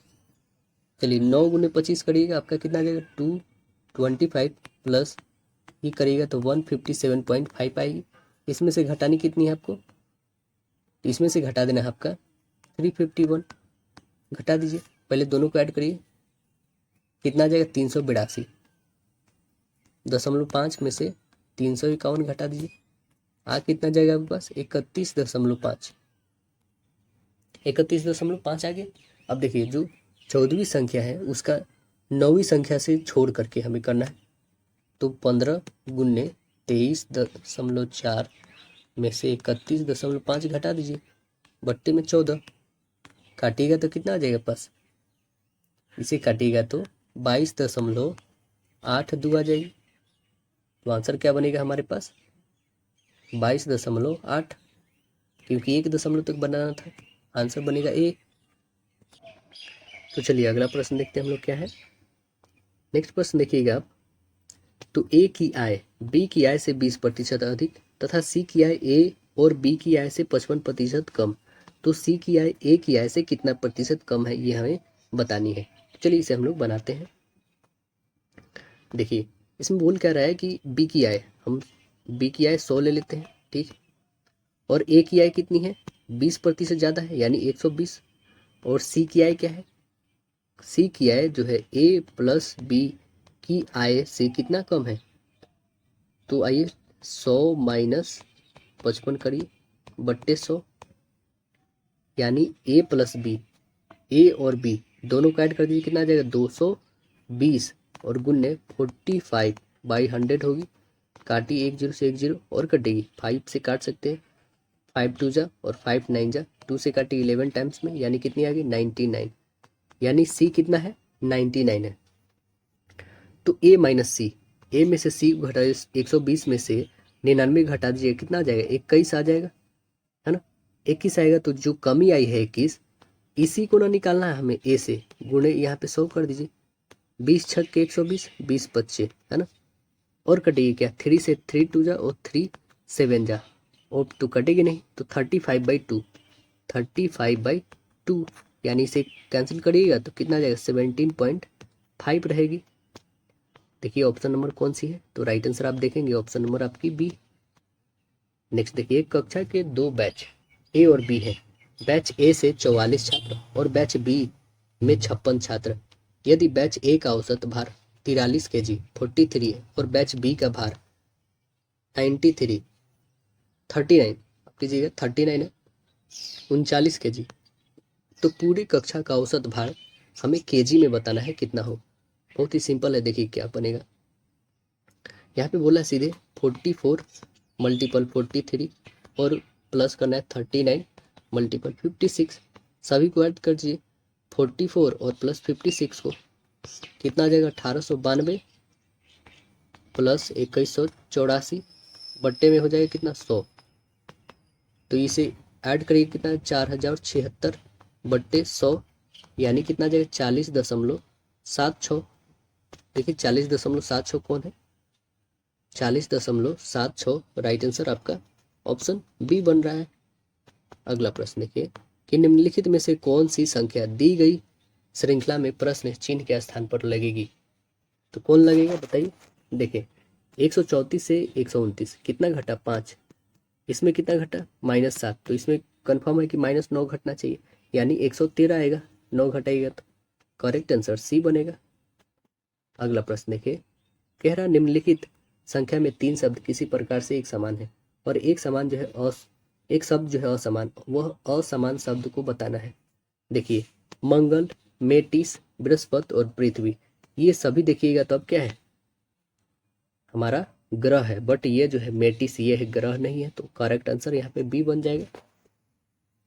अगला प्रश्न देखिए, ये मेटिस जो है यह इसका अर्थ क्या होता है, गारे या आदिवासी, है ना, जो अमेरिकन की संतान होते हैं, जबकि अन्य सभी क्या है ग्रह है। अगला प्रश्न देखिए, इसमें खाली स्थान पे बताना है कि क्या आने वाला है, तो अब देखिएगा 21 और 19, है ना, 21 और 19 में गुना करेगा कितना आ जाएगा 399 में से 100 घटा दीजिए तो आपके पास 299 आ जाएंगे। सेम यही दोनों में गुना करिए, उसमें से कितना 100 घटानी है, तो इसको गुना करिएगा तो 396 आएगी, इसमें 100 घटा दीजिए 296। सेम यहाँ पे भी वही कंडीशन करना है, हमें गुणा करना है वो कौन से डिजिट से, तो आइए हम लोग देखते हैं इसमें कौन से डिजिट करें। 32 मल्टीपल वॉट डिजिट माइनस करेंगे सो हमारे पास 348 आएगी, तो यहाँ से नहीं बना सकते आप बिल्कुल, क्योंकि ये 100 जाके इधर क्या हो जाएगी जुट जाएगी, तो कितना आ जाएगी 448 हो जाएगी, और डिवाइडेड बाई 32 डिवाइड करिए कितनी आ जाएगी 14, करेक्ट आंसर आपकी राइट आंसर बी हो जाएगी। अगला प्रश्न देखिए, क्वेश्चन कह रहा है अगला कि सांची की तस्वीर देखते हुए नितिन कहता है, सांची का तस्वीर यहाँ पे सपोज करिए सांची है, ठीक है, सांची का तस्वीर देखते हुए नितिन कहता है, सांची का तस्वीर देखते हुए यहाँ पे एन डालते हैं, नितिन कहता है इसकी माँ, मतलब इसकी माँ के पिता, इसकी माँ के पिता, जो इसकी माँ के पिता के बेटे इसकी माँ के पिता, यानी कि इसकी माँ की बहन कोई होगी, ठीक, बेटे की पत्नी, इनकी पत्नी, ठीक है, इनकी पत्नी मेरी सास की इकलौती बेटी है, मेरी सास की इकलौती क्या है बेटी है, तो इनकी जो है सास, ये इनकी सास की इकलौती बेटी है, तो इनकी सास कौन होगी, पहले तो इनकी पत्नी कोई होगी, इनकी पत्नी के और बोल क्या रहा है सास की बेटी है, यानी कि इसकी माँ होगी, है ना। सास की बेटी कहने का मतलब इसकी माँ होगी। तो अब देखिए यहाँ पे क्या कंडीशन बन रहा है, ये जो नितिन है ये भाई है किसका, इसका, ठीक। अब देखेंगे यहाँ पे कि ये जो सांची है, सांची यहाँ पे आएगी, ये सांची जो है, सांची यहाँ पे है, सांची के ये जो कहलाएंगे, क्या कहलाएंगे, सांची की माँ के भाई नितिन है, सांची के माँ के भाई कौन है, नितिन, और माँ के ये पति पत्नी यहाँ पे जो आएंगे, और इसकी इकलौती बेटी है ये, है ना। तो इसलिए ये सास के और इन दोनों के बीच में बेटा का रिलेशन हुआ। तो हमें क्या निकालना था कि तो नितिन का सांची की माँ, नितिन जो है, नितिन ये सांची की माँ जो ये है से क्या संबंध है, भाई बहन है यहाँ पे। तो आंसर क्या बन जाएगा, right answer A. Next question देखिए कि कूट भाषा में इसका इतना लिखा गया, इसका ये लिखा गया, तो आपको इसका बताना है कि क्या होगा, है ना। तो देखिए यहाँ पे क्या होगा, इसका 106 लिखा हुआ है ना। तो ये देखिए 106 कैसे आए हुए हैं, आप देखिएगा तो इसका 16 होता है, इसका 15, इसका 21, इसका 14, इसका 4 होता है। सभी को आप लिखिएगा ना, सभी का फर्स्ट लेटर देखिए यहाँ पे, जैसे 16, 15, 21, 14 और 4 ये आया है, ठीक है। अब देखेंगे 16 गुने 1 करिएगा तो 16 ही रहेगा, इसमें 2 से करिएगा तो 30, इसमें भी 2 से करिएगा 42, इसमें 1 से करिएगा तो 14 ही, और इसमें भी 1 से करिएगा। तो ये देखिए ये दो जो कंडीशन है, मल्टीपल 1 मल्टीपल 1, इसमें मल्टीपल 1, बट इसमें मल्टीपल 2 करना है और इसमें मल्टीपल 2 करना है। मतलब दो जो संख्या है बस उसमें 2 से मल्टीपल नहीं, तो सभी को 1 से मल्टीपल करना है। अब सभी को ऐड कर देना है, ठीक है। सभी को ऐड करिएगा तो 106 आएगी। सेम कंडीशन वही लागू होता है इसमें, आपको ये और ये बस 2 मल्टीपल करना है दोनों में, ठीक है। नहीं तो ये सभी में 1 1 मल्टीपल करके जोड़िएगा तो आपके पास 41 आएगी। तो सेम यहाँ पे भी वही करना है, 1 और k का मल्टीपल 2 होना चाहिए, नहीं तो सभी का 1 मल्टीपल होना चाहिए, है ना। तो बस वही करके आइए, यहाँ पे देखते हैं हम लोग क्या वो वैसे आता है या नहीं आता है। तो वैसे नहीं, देखिए जैसे यहाँ पे ये 2 कंडीशन में हमने मल्टीपल किया ना, तो जस्ट एक आगे बढ़ जाएगी। अब यहाँ पे ये 2 मल्टीपल होंगे, कौन कौन होंगे, तो अब जो होंगे ई और ए में, तो इसमें कौन से में आ जाएंगे मल्टीपल, तो इसमें आ जाएगा ई और ए में आ जाएगा, है ना। ये इसमें सिर्फ मल्टीपल होंगे 2 2, ठीक है, तब जाके आपको फुलफिल करने वाला है। तो आंसर इसमें कौन से बन जाएगा, मल्टीपल करेगा तो राइट आंसर डी बन जाएगी, है ना, 54 आएगा। देखिए अगला प्रश्न क्या दिया है कि उस विकल्प का चयन करें जिसमें शब्दों का आपस में वही संबंध है जो संबंध नीचे दिए गए शब्द युग्म के शब्द के बीच में है। मंदिर, पूजा, पूजा कहाँ पे, मंदिर में करेंगे। तो आंसर अगला बताइए क्या बनेगा, चर्चा कहाँ पे होगी, प्रार्थना, चर्चा। करेक्ट आंसर आपकी बनेगी डी। उसी प्रकार जो है चर्चा में प्रार्थना किया जाता है। अगला देखें, जैसे भेड़, मेमना, तिलचट्टा, क्या बनेगा बताइए।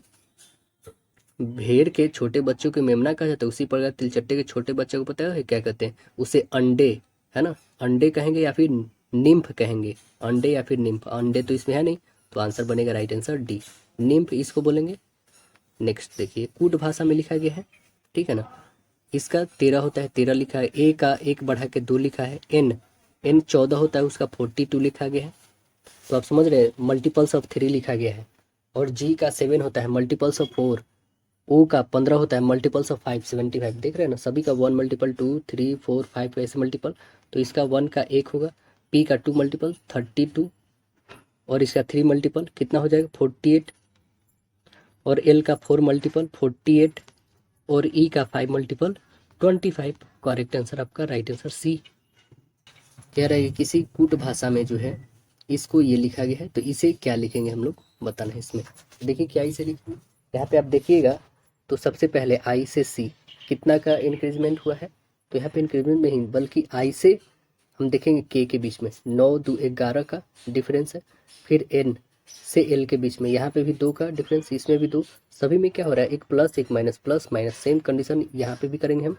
इसमें जी सबसे लास्ट में हम देखेंगे 7 से हमें क्या जाना है 9, 9 कौन है, एक आई है और कोई नहीं है, बस आंसर तो यूं ही सीधे दी गई, राइट आंसर बी। अगला क्वेश्चन देखिए, यहाँ पे बताना है कि अगली संख्या क्या आने वाली है आपको।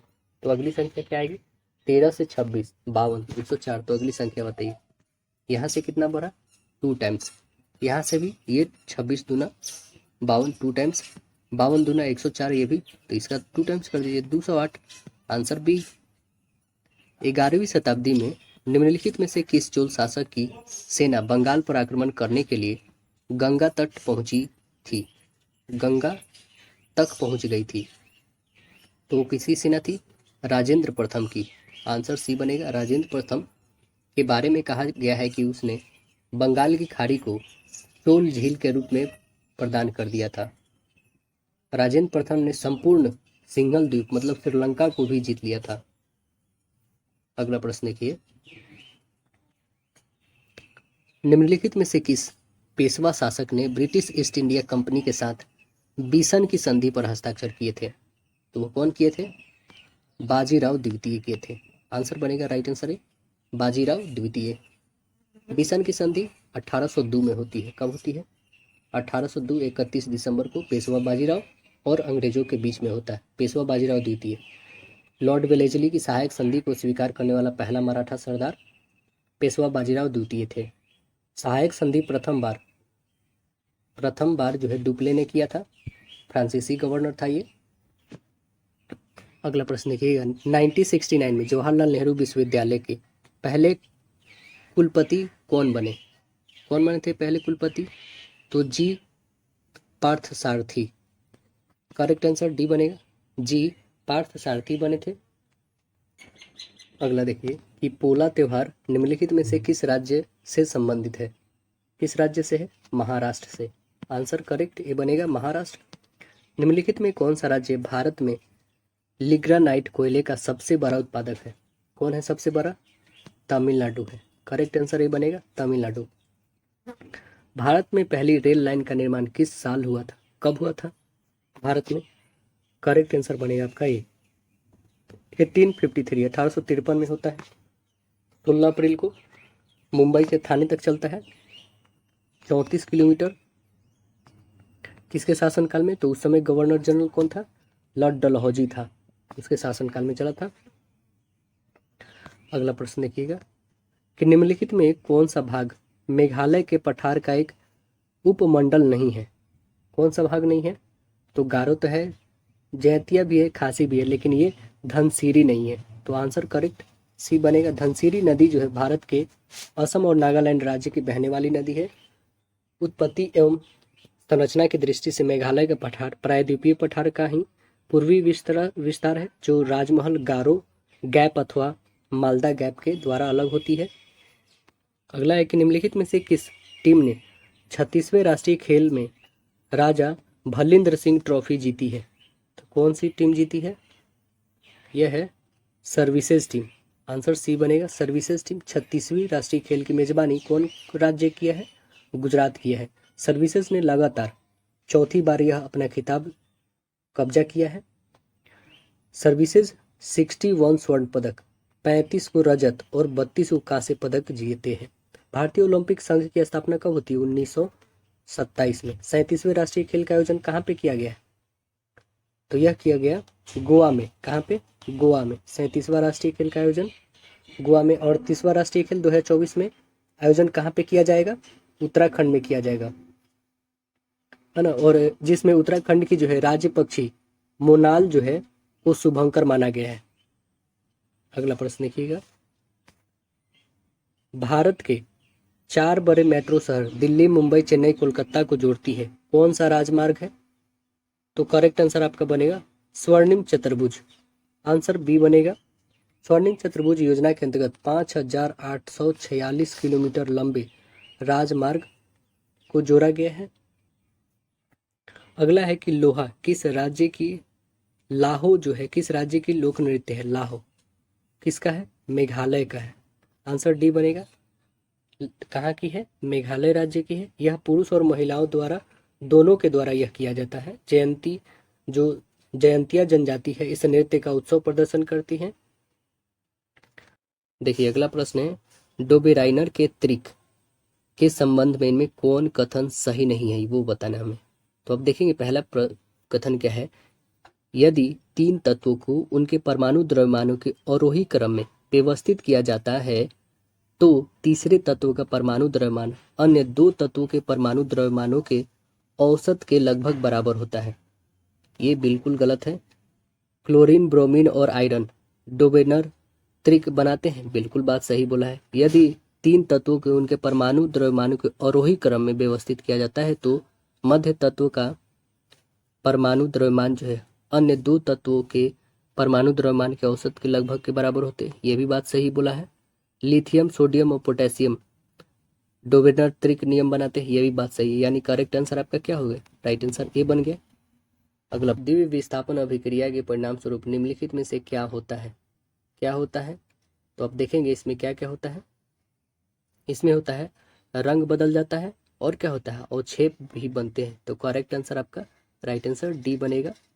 अगला प्रश्न देखिए अगला प्रश्न है, विकल्पों में कौन सा विलयन पीएच पेपर को नीला कर देने की क्षमता रखता है?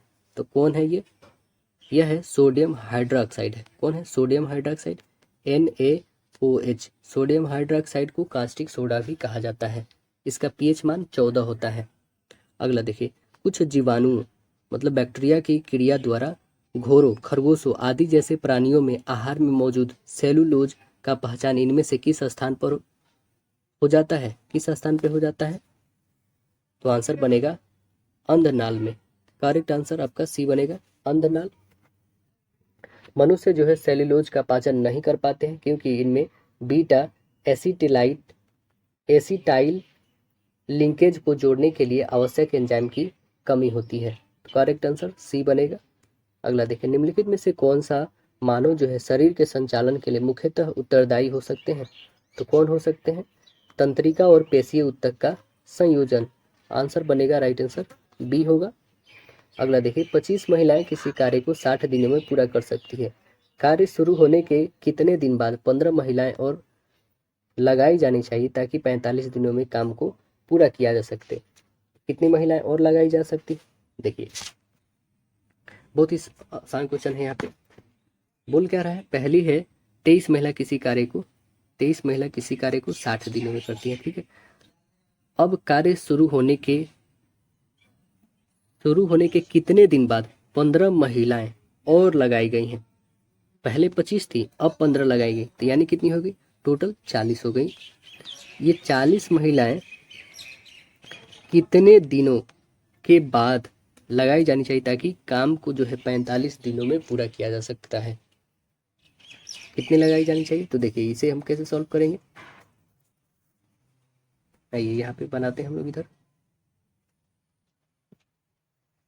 मान लेते हैं 1 दिन में करेंगे 15 महिला और, तो यहाँ पे 25 गुन्ने 60 कर देते हैं, इक्वल में x गुन्ने 25 होगी। ठीक है, प्लस 45 में से x जो घटेगी वही ना गुना होगी किससे? 25, और ये सीधे जोड़ ना दीजिए, यहाँ पे गुन्ने 40 कर दीजिए। 25 और 15 40, तो ये कितना हो जाएगा? 1500। इधर आ जाएगा 25x प्लस ये हो जाएगा 1800 माइनस 40x। ठीक है, चलिए अभी इसे सॉल्व करिए। तो कितना घट जाएगा? 25 में से 40 में से 25 घटा दीजिए, कितना आ जाएगा? 15x, और 18 15 घटा दीजिएगा तो कितना आ जाएगा? 300। 15 से काटिए, 15 दूना यानी 20। करेक्ट आंसर कितना आ गया? राइट आंसर ऑप्शन ए आ गया। तो कितने दिनों बाद? 20 दिनों बाद। तो आंसर बनेगा राइट आंसर ए। अगला प्रश्न देखिए, क्या बोल रहा है कि एक नाव जो है 45 मिनट में जल प्रवाह की विपरीत दिशा में 5 किलोमीटर और जल प्रवाह की दिशा में, ये जल प्रवाह की विपरीत दिशा में 5 किलोमीटर प्रति घंटा 5 किलोमीटर और जल प्रवाह की दिशा में 7.5 किलोमीटर की जा सकती है। यदि 25 मिनट में जल प्रवाह की दिशा 5 किलोमीटर और जल प्रवाह की विपरीत दिशा में लगभग 2.5 किलोमीटर जा सकती है, जल प्रवाह की विपरीत दिशा में 12 किलोमीटर जाने में यह कितना समय लेगी, ये हमें बतानी है। तो कितना समय लेगी? चलिए इसे हम लोग बनाते हैं और देखते हैं कि कितना समय ले रही है। देखते हैं, मान लेते क्या कि नाव की चाल x किलोमीटर प्रति घंटा और धारा की चाल y किलोमीटर प्रति घंटा। तो चलिए यहाँ पे 5 जो ले रही है समय वो x माइनस वाई। ठीक है, इसको जोड़ेंगे, 7.5 समय ले रही है जो x प्लस वाई, इक्वल कितना हो जाएगा? 45/60। ठीक है, घंटा में इसे चेंज कर दी। अब इसे सॉल्व करते हैं हम लोग। इसे सॉल्व करिएगा, इसे काट सकते हैं हम। 15 3 45 है, 15 दूना 15 चौका 60, मतलब 3/4 हमारा 4 आ गया। और भी कटेगा क्या? चलिए आइए आगे भी देखते हैं और क्या होने वाला। तो 10/x minus Y plus 15/x plus Y equal क्या हो जाएगी हमारे पास? 3/2। क्या करेंगे? सो हम 2 से मल्टीपल सभी में करें, इस कारण हुआ है ना, both side of multiple by 2। हमने दोनों साइड 2 से मल्टीपल करा इसलिए ऐसे आए। 2 से 10, 2 से करेगा 15 और 2 से करेगा तो ये नीचे का 4 कटेगा, 2 आ गया। अब देखिए ये इक्वेशन 1 ले लीजिए, ठीक है, ये इक्वेशन 1 हो गया मेरा। अब देखिए फिर से हम अकॉर्डिंग टू प्रश्न चलते हैं, ये इक्वेशन आप याद रखें, ठीक है। चलिए अब अकॉर्डिंग टू फिर प्रश्न चलते हैं हम लोग क्या 2.5 यदि विपरीत के लिए बोल रहा है यहाँ पे। अब x माइनस वाई प्लस 5 जाता है x प्लस वाई तो कितना होता है 25/60 घंटा में इसे भी कन्वर्ट।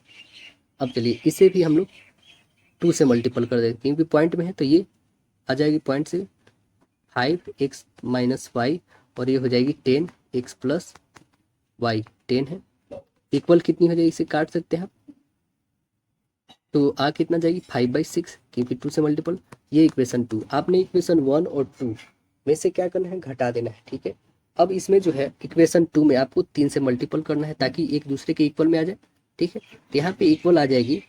सो ये और उसमें भी जो था मेरे पास कितना था, वो 5/x माइनस वाई था ना, 5/x माइनस वाई, और प्लस था हमारे पास 15x प्लस वाई इक्वल कितनी थी हमारे पास 3/2। यही ना इक्वेशन फर्स्ट है हमारा।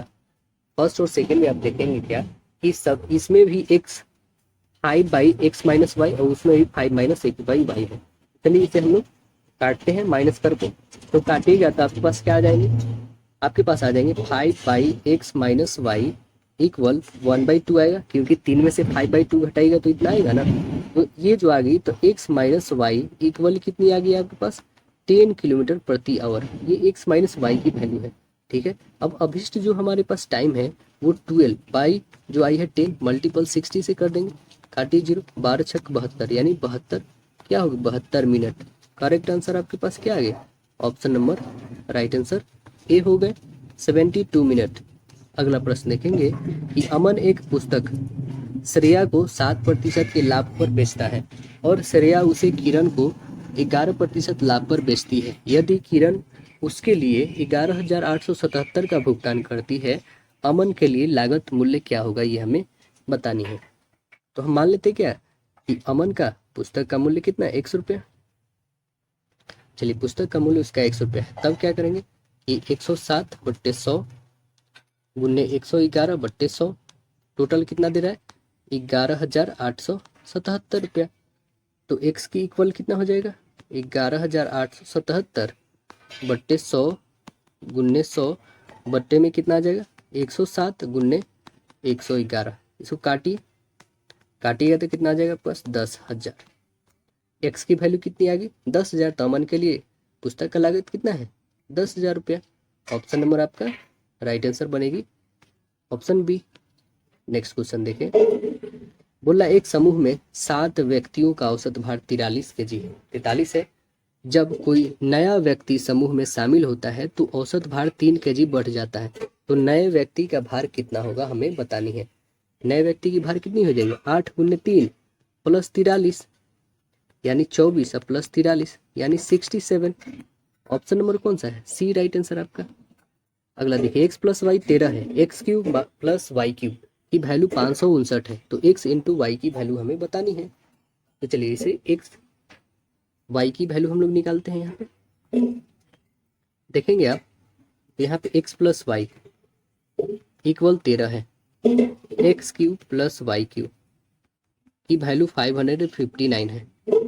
तो x प्लस वाई की क्यूब क्या होती है, यह होती है X cube plus Y cube plus 3xy into X plus Y, यही होती है ना फॉर्मूला।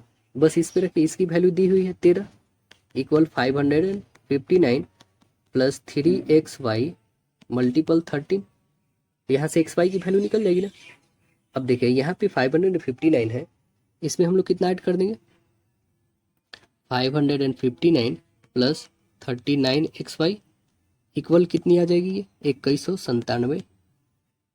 तो 39xy इक्वल 2197 माइनस 559।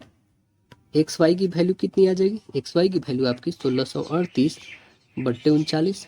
काटिए इसको कितने टाइम्स में? 42 टाइम्स में। तो आंसर क्या आ गई एक्स वाई की वैल्यू? एक्स वाई की वैल्यू हमारे पास आ गई right answer D. Next question देखिए, ये संख्या प्रत्येक अंकों को आरोही क्रम में बाएं से दाएं और व्यवस्थित कीजिए और मूल संख्या की तुलना कितने अंकों की स्थिति जो है अपवर्तित रहेगी ये हमें बतानी है। तो कितने अंकों की अपवर्तित रहेगी? आपको क्या करना है? आरोही क्रम में बाएं से दाएं अवस्थित करना है। तो चलिए पहले हम लोग करते हैं, और कितने अंकों इसमें अपवर्तित रहेंगे वो हमें देखनी है। पहले तो 1 2 3 4 5 6 7 8 1 9। अब देखिए यहाँ पे 1 2 3, 3 पे 3 रह रहा है तो ये एक, ठीक है। 4 5 6 एक 7, एक 7 वाला है, ये 7 पे 7 रह रहा है। 8 9 और तो कोई है नहीं, तो कितना अपवर्तित रह रहा है? दो संख्याएं, दो नहीं बदल रही, यानी option number right answer A. अगला प्रश्न देखिए, यदि वर्णमाला में दिया है ब्रेक डाउन के सभी अक्षरों को वर्णमाला के क्रम के अनुसार व्यवस्थित किया जाए तो कितने अक्षरों की स्थिति अपवर्तित रहेगी? कितनी की रहेंगी? तो आप फिर से यहाँ पे लिख सकते हैं। पहले ए आएगा, फिर बी, फिर डी, फिर ई, फिर के, फिर एन ओ आर डब्ल्यू। यहाँ पे लिख दीजिए बी आर ई ए के डी ओ डब्ल्यू एन। कितने अक्षर हैं? एक आपने देखा ओ, और कौन? एक के, और कोई तो है नहीं आपके पास, तो कितने आए? दो आ गए। तो आंसर क्या बना? Right answer option A. अगला देखिए, इस संख्या प्रत्येक विषम अंक में एक जोड़ा जाता है और प्रत्येक सम अंक में दो घटाया जाता है, तो इस प्रकार बनी संख्या के सबसे बड़े और सबसे छोटे अंकों का अंतर क्या होगा, ये हमें बताना है। क्या होगा? तो देखिए, ये जो संख्याएं हैं, उपयुक्त जो संख्या हमारे पास विषम अंक में एक जोड़ने तथा सम अंक से दो घटाने के फलस्वरूप प्राप्त जो नई संख्या होगी वो कौन सी आएगी? तो वो आएगी हमारे पास 2462 यही ना आएगी। तो उपयुक्त संख्या में जो सबसे बड़ा अंक कौन सा है? वो 6 है, और सबसे छोटा अंक कौन है? 0 है। तो इस दोनों का डिफरेंस कितना होगा? 6 होगा, यानी करेक्ट आंसर क्या होगा? राइट आंसर बी होगा। अगला देखें कि 5 डिब्बा है, ठीक है, एक के ऊपर एक रखा गया है, किंतु इसी क्रम में होना यह अनिवार्य कोई मतलब जरूरी नहीं है। एस ऊपर से दूसरे स्थान पे है। एस क्या है? ऊपर से दूसरे स्थान पे। यहाँ पे एक डिब्बा बना दीजिए, ठीक है, 5 क्रम का, ठीक है। दूसरे स्थान पे एस को रख दीजिए। अब क्या बोल रहा है? ई नीचे से दूसरे स्थान पे, ई जो है नीचे से दूसरा स्थान, तो कितना है? पहले काउंट कर, 1 2 3 4 एंड 5, बस ये कोई नहीं, दूसरे स्थान पे है ना, तो 1 2 दूसरे स्थान पे रख दीजिए, ठीक है। अब क्या बोल रहा है? सी न तो सबसे ऊपर है और ना ही सबसे नीचे। सी ना तो सबसे नीचे ना तो ऊपर, यानी बीच में रख दीजिए सी को, ठीक है। तो ऊपर से सी का स्थान क्या है? ऊपर से क्या होगा? तीसरा स्थान पे आएगा सी। तो आंसर क्या बनेगा? Right answer C. अगला प्रश्न देखिए कि 24 घंटे के प्रारूप में 7:45 किस प्रकार दर्शाया जाएगा? 7:45 किस प्रकार दर्शाइएगा बताइए? 7:45, तो आंसर क्या बनेगा आपका? 7:45 यानी 45 ना दिखाएंगे। आंसर करेक्ट आंसर सी बनेगी आपका, राइट आंसर ऑप्शन सी, यानी 9:45 7:45 कोई है नहीं बोलेंगे हम लोग। अगला क्वेश्चन देखिए,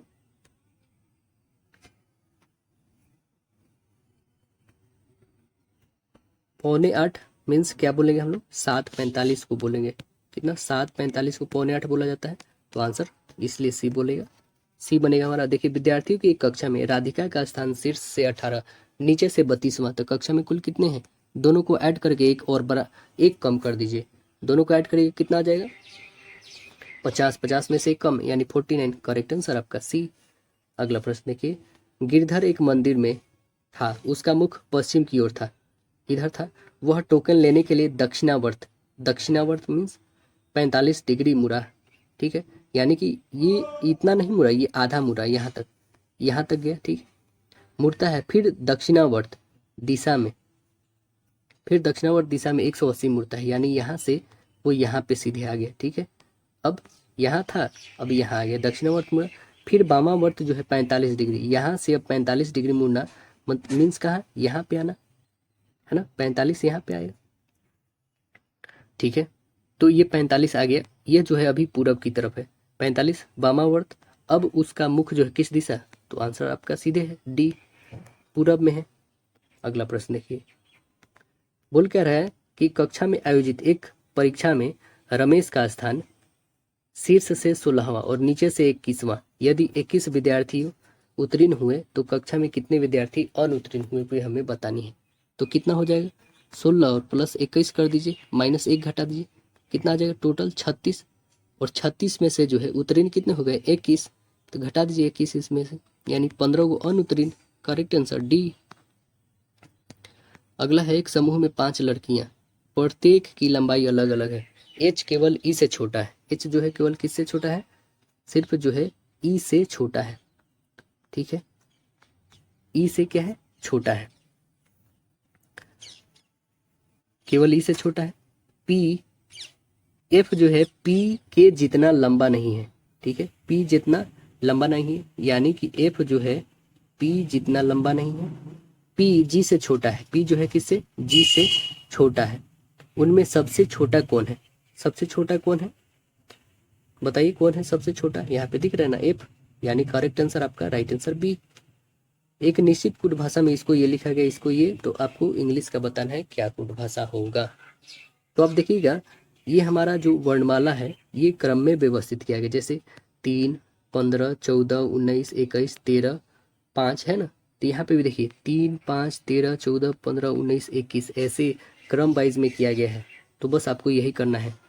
यहाँ पे इसमें सबसे पहले कौन आएगा, तो स्वाभाविक बात है सबसे पहले ई ही आएगा 5, उसके बाद कौन सा आएगा, पहले 7, फिर 9, ऐसे आएगा ना, 7 पे आता है जी, तो कौन है, एक बी और नहीं तो डी आने वाला ऑप्शन।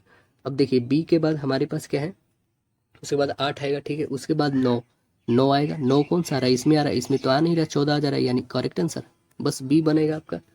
अगला प्रश्न देखिए, बोल रहा है माइक्रो फाइनेंस के संदर्भ में सही मिलान कर चयन हमें करना है, तो कौन होगा। अब देखिएगा, मोहम्मद यूनुस ग्रामीण बैंक, करेक्ट आंसर ए बनेगा, मोहम्मद यूनुस ग्रामीण बैंक। डैश नामक संकीर्ण समुद्री प्रणाली जो है श्रीलंका को भारत से अलग करती है, तो कौन अलग करती है बताइए, आंसर बनेगा ए, पाक जलडमरू मध्य, राइट आंसर ए बनेगा। तो ग्राम पंचायत का गठन सामान्यतः डैश वर्ष के लिए होता है, कितने वर्षों के लिए होता है ग्राम पंचायत, 5 सालों के लिए, आंसर बनेगा डी होगा। पंचायतों की जो वित्तीय स्थिति का जो है पूर्ण अवलोकन करने के लिए राज्य वित्त आयोग के गठन का प्रावधान अनुच्छेद 243 के आई से लेकर 243 के वाई में किया गया है। 73वें संविधान संशोधन अधिनियम 1992 के द्वारा पंचायती राज संस्थानों को संवैधानिक दर्जा प्राप्त हुआ है।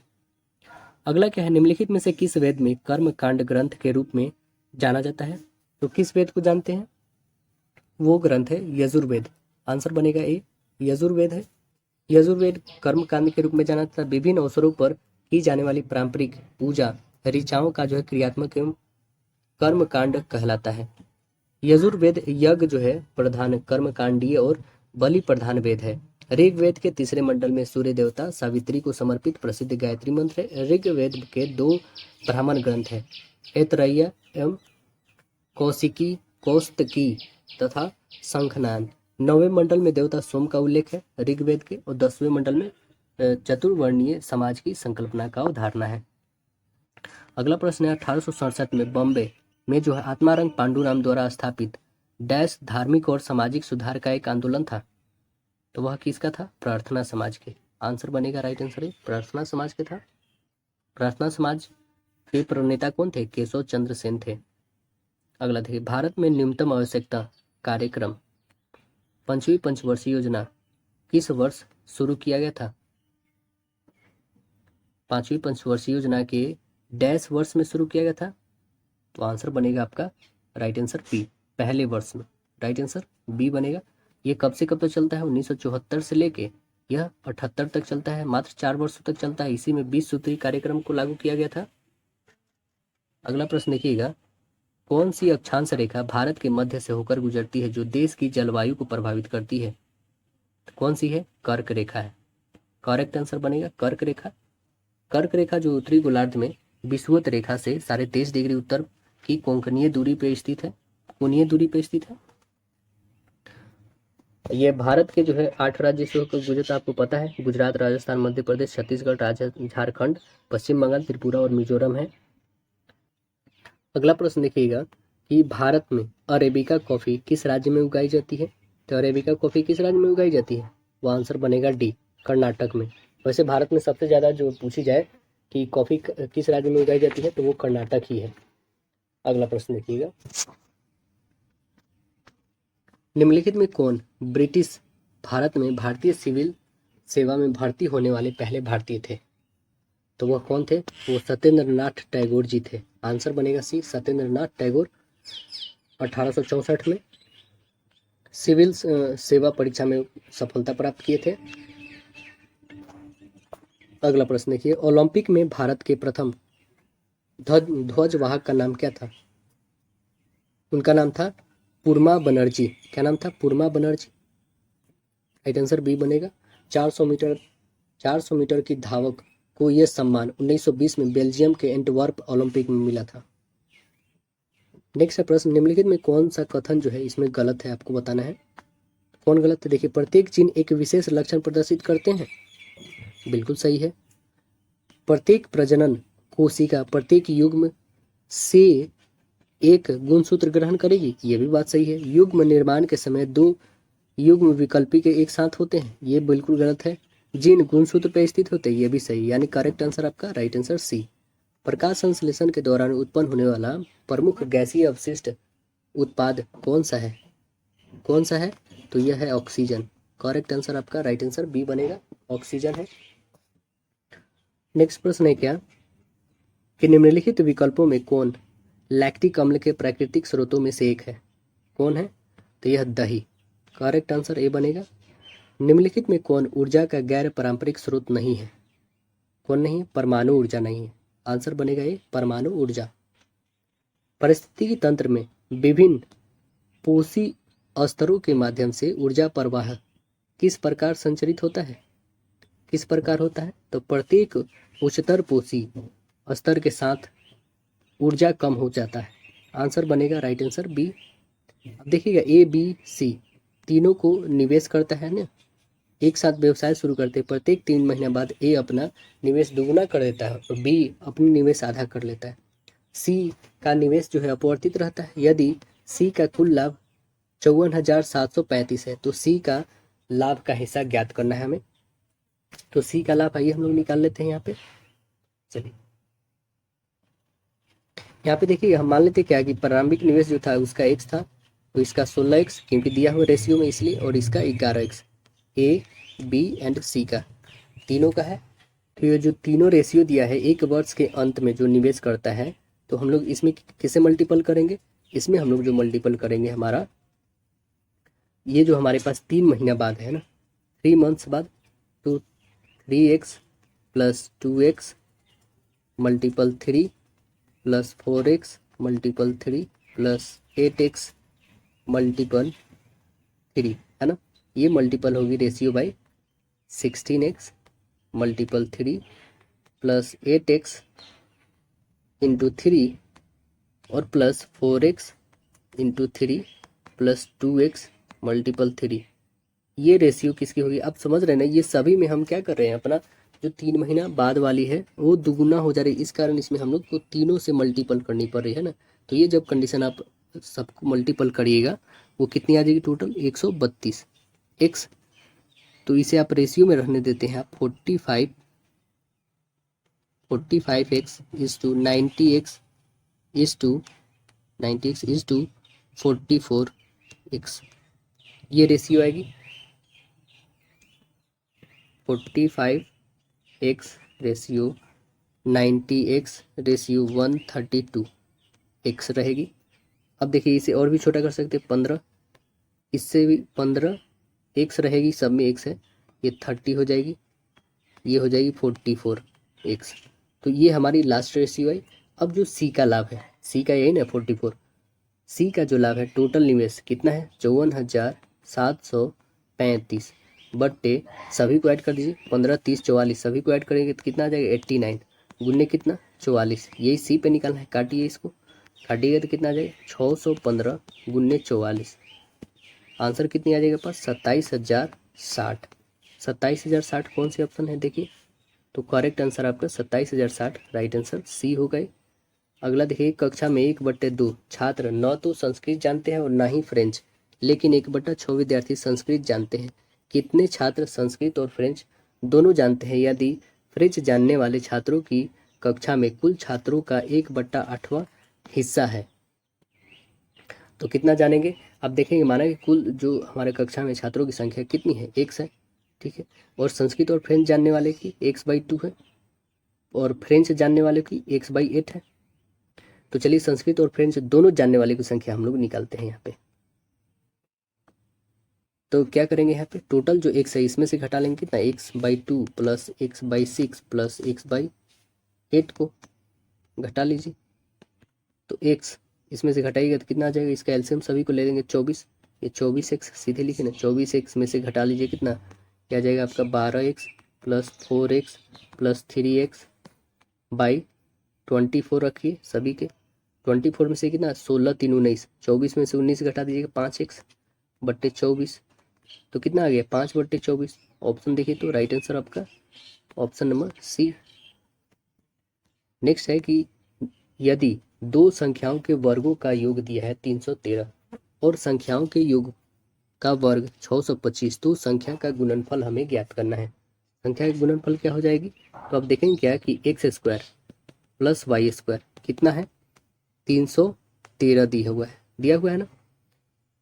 चलिए इधर रॉफ में हम लोग बनाते हैं, x² प्लस y² की वैल्यू कितना है 313 है, x प्लस y² की वैल्यू कितनी है 625।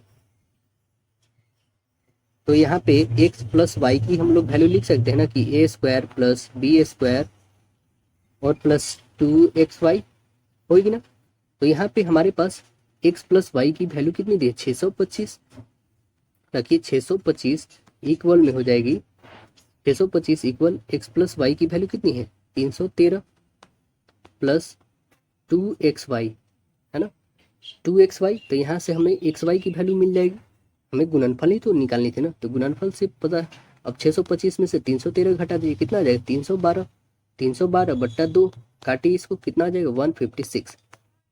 तो xy यानी गुणनफल कितना आ गया 156, यानी करेक्ट आंसर आपकी क्या बनी, राइट आंसर आपकी ऑप्शन नंबर डी। अगला 19 संख्या का औसत दिया है 32.50, यदि उनमें औसत x की 5 संख्याएं जोड़ दी जाए तो सभी संख्याओं का औसत 2 से बढ़ जाता है, तो x का मान हमें ज्ञात करना है। तो आइए हम लोग x का मान ज्ञात करते हैं। देखिए यहाँ पे 19 प्लस 5 32.50 गुन्ने 2 माइनस कर देंगे कितना 19 गुन्ने 32.50 बट्टे में रखेंगे कितना 5। चलिए ये आ जाएगा 24 और 34.5 गुने करिएगा तो आपके पास आ जाएंगे कितने, मल्टीपल इसके करिएगा तो आपके पास आएगा 828 माइनस 617.5 घटाइए तो आ जाएंगे 210.5, इसको काटिएगा तो कितना आ जाएगा 42.1। देखिए ऑप्शन नंबर 42.1 कौन है, तो राइट आंसर आपका ऑप्शन डी बनेगा। अगला है कि एक भाग के योग में भाजक भागफल से 7 गुना और शेषफल का 5 गुना है। यदि शेषफल 56 है तो लाभांश यानी डिविडेंड क्या है ये हमें बताना है। चलिए इसका फॉर्मूला आपको पता होगा तो बहुत आसानी से बना दीजिएगा। संख्या बराबर होता है भागफल गुने भाजक प्लस शेषफल होता है, तो जो हमारा निकालना है वो कितना हो जाएगा देखिएगा आप, तो भाजक बट्टा 7 कर देंगे, भाजक कितना है हमारे पास 280, 280 निकलेगा कैसे, तो भाजक जो हमारे पास शेषफल है 56 गुने आप करिएगा तो वो भाजक निकल जाएगा। देखिए यहाँ पे जैसे शेषफल कितना है 56 और भाजक कितना है हमारे पास 56 गुने 5 करिएगा तो कितना आ जाएगा 280, अब यहाँ पे हम क्या निकालेंगे, भागफल। भागफल निकालिएगा तो भाजक बट्टे क्या होता है 7। तो भाजक बट्टे हम जो 7 रखेंगे यहाँ पे, क्योंकि 7 गुना है ना, तो भाजक कितना है 280 बट्टे 7 करिए कितना आ जाएगा 40। तो हम संख्या निकाल सकते हैं आराम से, संख्या बराबर होगा 40, मतलब भागफल गुने भाजक 280 और प्लस शेषफल 56। तो करिए गुना, कितना आ जाएगा आपके पास 11,256। आंसर क्या बन जाएगी हमारे यहाँ पास 11,256। राइट आंसर ऑप्शन बी बन जाएगी। अगला प्रश्न देखिए, एक निश्चित कूट भाषा में दिया क्या गया है, इसको ये लिखा गया है, इसको ये लिखा गया है, इसको ये। तो इसमें बताना है क्या कि काउंट को किस प्रकार लिखा जाएगा, है ना, काउंट का क्या वर्ड आएगा। तो आप देखिए क्या, यहाँ पे जैसे डिप्स है ना, ये डिप्स है, इसके लिए टी आर है, ठीक है ना। पे के लिए जैसे डिप्स और भी है, यहाँ पे जैसे डिप्स है ना, यहाँ पे भी टी आर है, तो इससे मिल रहा है, इसलिए हमने उसको अलग करा है। जैसे PAY है ना, पी और ऑल के लिए देखिएगा, यहाँ पे इसको जैसे हमने इसे ऐसे इसको भी TR को ऐसे करिए, यहाँ पे DR, ठीक है, ये ऐसे हमने सर्कल करा, ठीक है। यहाँ पे के लिए हमने ऐसे कर दिया, ठीक है। अब जो हमारे पास पे और कहीं भी है क्या, तो पे तो अब कहीं दिख नहीं रही है, तो छोड़िए। अब बिल्स और ऑल पे देख लेते हैं हम लोग, सीधे सिंपल में ऐसे राउंड करते हैं। ऑल कहीं है ना, यहाँ पे भी है, तो इसमें क्या दोनों में मैच कर रही है देखिएगा आप, तो OD और OD मैच कर रही है ना। अब देखिएगा बिल्स कहीं पे है क्या, बिल्स नहीं, किसी में नहीं है बिल्स। और पे आप में यहाँ पे दी हुई है ना, इसमें पे दी हुई है, तो ये जो पे है ये किससे मिल रही है, तो AG से मिले, यानी यहाँ पे बिल्स का क्या आ गया EZ आ गया, बिल्स का क्या आ गया EZ बच गया। हमें निकालना है काउंट का, तो काउंट किस में है, काउंट इस वाले में है ना, तो योर और काउंट इसमें बच गया है, दो तो हट चुका है, योर और काउंट। तो योर के तो इसमें कोई भी नहीं है योर, है ना, और काउंट तो आप देखिएगा या तो S या तो UM, या तो S या तो UM, यानी आंसर आपका राइट आंसर बी बनेगा। अगला प्रश्न देखिए, उस वेन आरेख को हमें दिखाना है जो कथन के ढंग से निरूपित करता है सभी अभियंता क्या है, पेशेवर है, सभी अभियंता पेशेवर, सभी यहाँ पे अभियंता को हम पेशेवर मान लेते हैं, ठीक है। अब बोल क्या रहा है कि कोई पेशेवर चिकित्सक नहीं है, यहाँ पे कोई भी चिकित्सक नहीं है, ठीक है। तो ये कौन सा दर्शाएगा, ये सभी से सीधे से आपको दिख रही है ना, ऑप्शन नंबर ये बी, यानी ये बी जो है किस में मिल रही, ऑप्शन नंबर डी में मिल रही, तो राइट आंसर आपका डी बनेगा। अगला देखिएगा, बोला गणेश जो है दक्षिण दिशा में 5 मीटर, दक्षिण दिशा में 5 और पूरब मुड़ जाता है, पूरब मुड़ गया, वह फिर से 5 मीटर चला, 5 मीटर चला, फिर अपने जो है बाएं मुड़ता 10 मीटर, 10 मीटर मुड़ा बाएं, बाद में रुक जाता है, वह फिर जो है बाएं मुड़ता है और 5 मीटर चलता है और रुक जाता है। गणेश अपने आरंभिक बिंदु से कितनी दूरी पे है, कितनी दूरी पे बताइएगा। तो यहाँ से जब 5 है, इस दोनों के बीच में कितना डिफरेंस 5 का, तो आंसर बनेगा ए बनेगा आपका। अगला प्रश्न देखिए, अगला आकृति बताना है, इसमें समान आकृति का चयन करना है ना, ऐसे कौन सा है बताइएगा, ऐसा जो आकृति ये किससे मिल रहा है, तो किससे मिलेगा, तो देख के ही पता चल जा रहा है किससे, डी से मिल रहा है ना, आंसर नंबर आपका डी बनेगा। देखिए आपके पास कथन है और कार्रवाई है, तो आइए कथन देखते हैं। हिमाचल प्रदेश जो है भीषण बाढ़ से प्रभावित हुआ, जिसके परिणाम स्वरूप भारी मात्रा में जान माल के नुकसान हुआ। कार्रवाई के कार्यक्रम क्या है, पहला कि सरकार को गंभीर रूप से प्रभावित क्षेत्रों में तुरंत सहायता भेजनी चाहिए। दूसरा क्या है, पूरे देश में लोगों को पीड़ित की मदद के लिए दान करना चाहिए। तो आंसर क्या बनना चाहिए हमारा, करेक्ट आंसर बनेगा 1 और 2, दोनों जो है अनुसरण करेंगे। ये बात सही है कि पूरे देश को सहायता करना चाहिए और वहाँ पे सरकार को जल्दी से जल्दी सहायता प्रदान करनी चाहिए। अगला प्रश्न देखिए, यहाँ पे दिया गया है एक शब्द है ना, इस अक्षरों में ऐसे युग्म जिसमें वर्णमाला क्रम में जितने अक्षर उतने ही बचे हैं बीच में हैं, तो कितने अक्षर आएंगे वो बीच में, देखिएगा आप कितने आ जाएंगे। जैसे S और T आप जानते हैं ना, 19 के बाद जस्ट 20 आता है, तो पहले तो एक यहीं पे आ गया। अब देखिए ये 20 आ गया, 21 22 23, ऐसा तो कुछ नहीं मैच कर रहा। अब देखिएगा तो ये 18 19 20, मतलब ये भी 2 के बीच में गैप आ रहा है यहाँ पे भी, और कोई तो आ नहीं रहा, यानी कितने आ गए 2 युग्म आए, तो करेक्ट आंसर सी बनेगा। अब देखिए 6 व्यक्ति हैं, एलिस, बॉबी, बॉब जो है और कैरोल और डेविड और एमिली और फ्रैंक 2 पंक्ति में बैठे हैं। निम्नलिखित जानकारी पढ़े। एमिली जो है किसी पंक्ति के अंतिम में नहीं बैठी है। डेविड फ्रैंक के बाईं और दूसरे स्थान के समान पर है। एमिली की पड़ोसी कैरोल डेविड के विकर्णतः विपरीत बैठी है। बॉब जो है फ्रैंक का पड़ोसी है। एमिली के साथ सीट बदलने के बाद नई स्थिति में डेविड के पड़ोसी कौन होंगे, ये हमें बतानी है। तो देखिए सीटिंग अरेंजमेंट है, यहाँ पे बहुत ही आसानी से इसको रखना होगा। 1 2 3 और इसमें 1 2 3। यहाँ पे देखिएगा कैरोल के लिए हम के यूज़ करते हैं, ठीक है। एमिल के लिए ए, ठीक है। और एलिस के लिए ए एल यूज़ करते हैं, ये याद रखिए।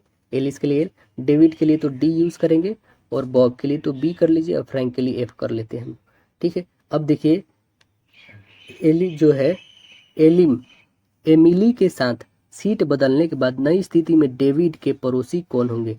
डेविड के पड़ोसी कौन है बताइए। यहाँ पे डेविड के पड़ोसी कौन होंगे। यदि डेविड यहाँ पे कौन बदल लेता है, कौन, एमिली के साथ बदलने के बाद नई स्थिति में डेविड के पड़ोसी कौन होंगे, तो वह होंगे एलिस और कैरोल।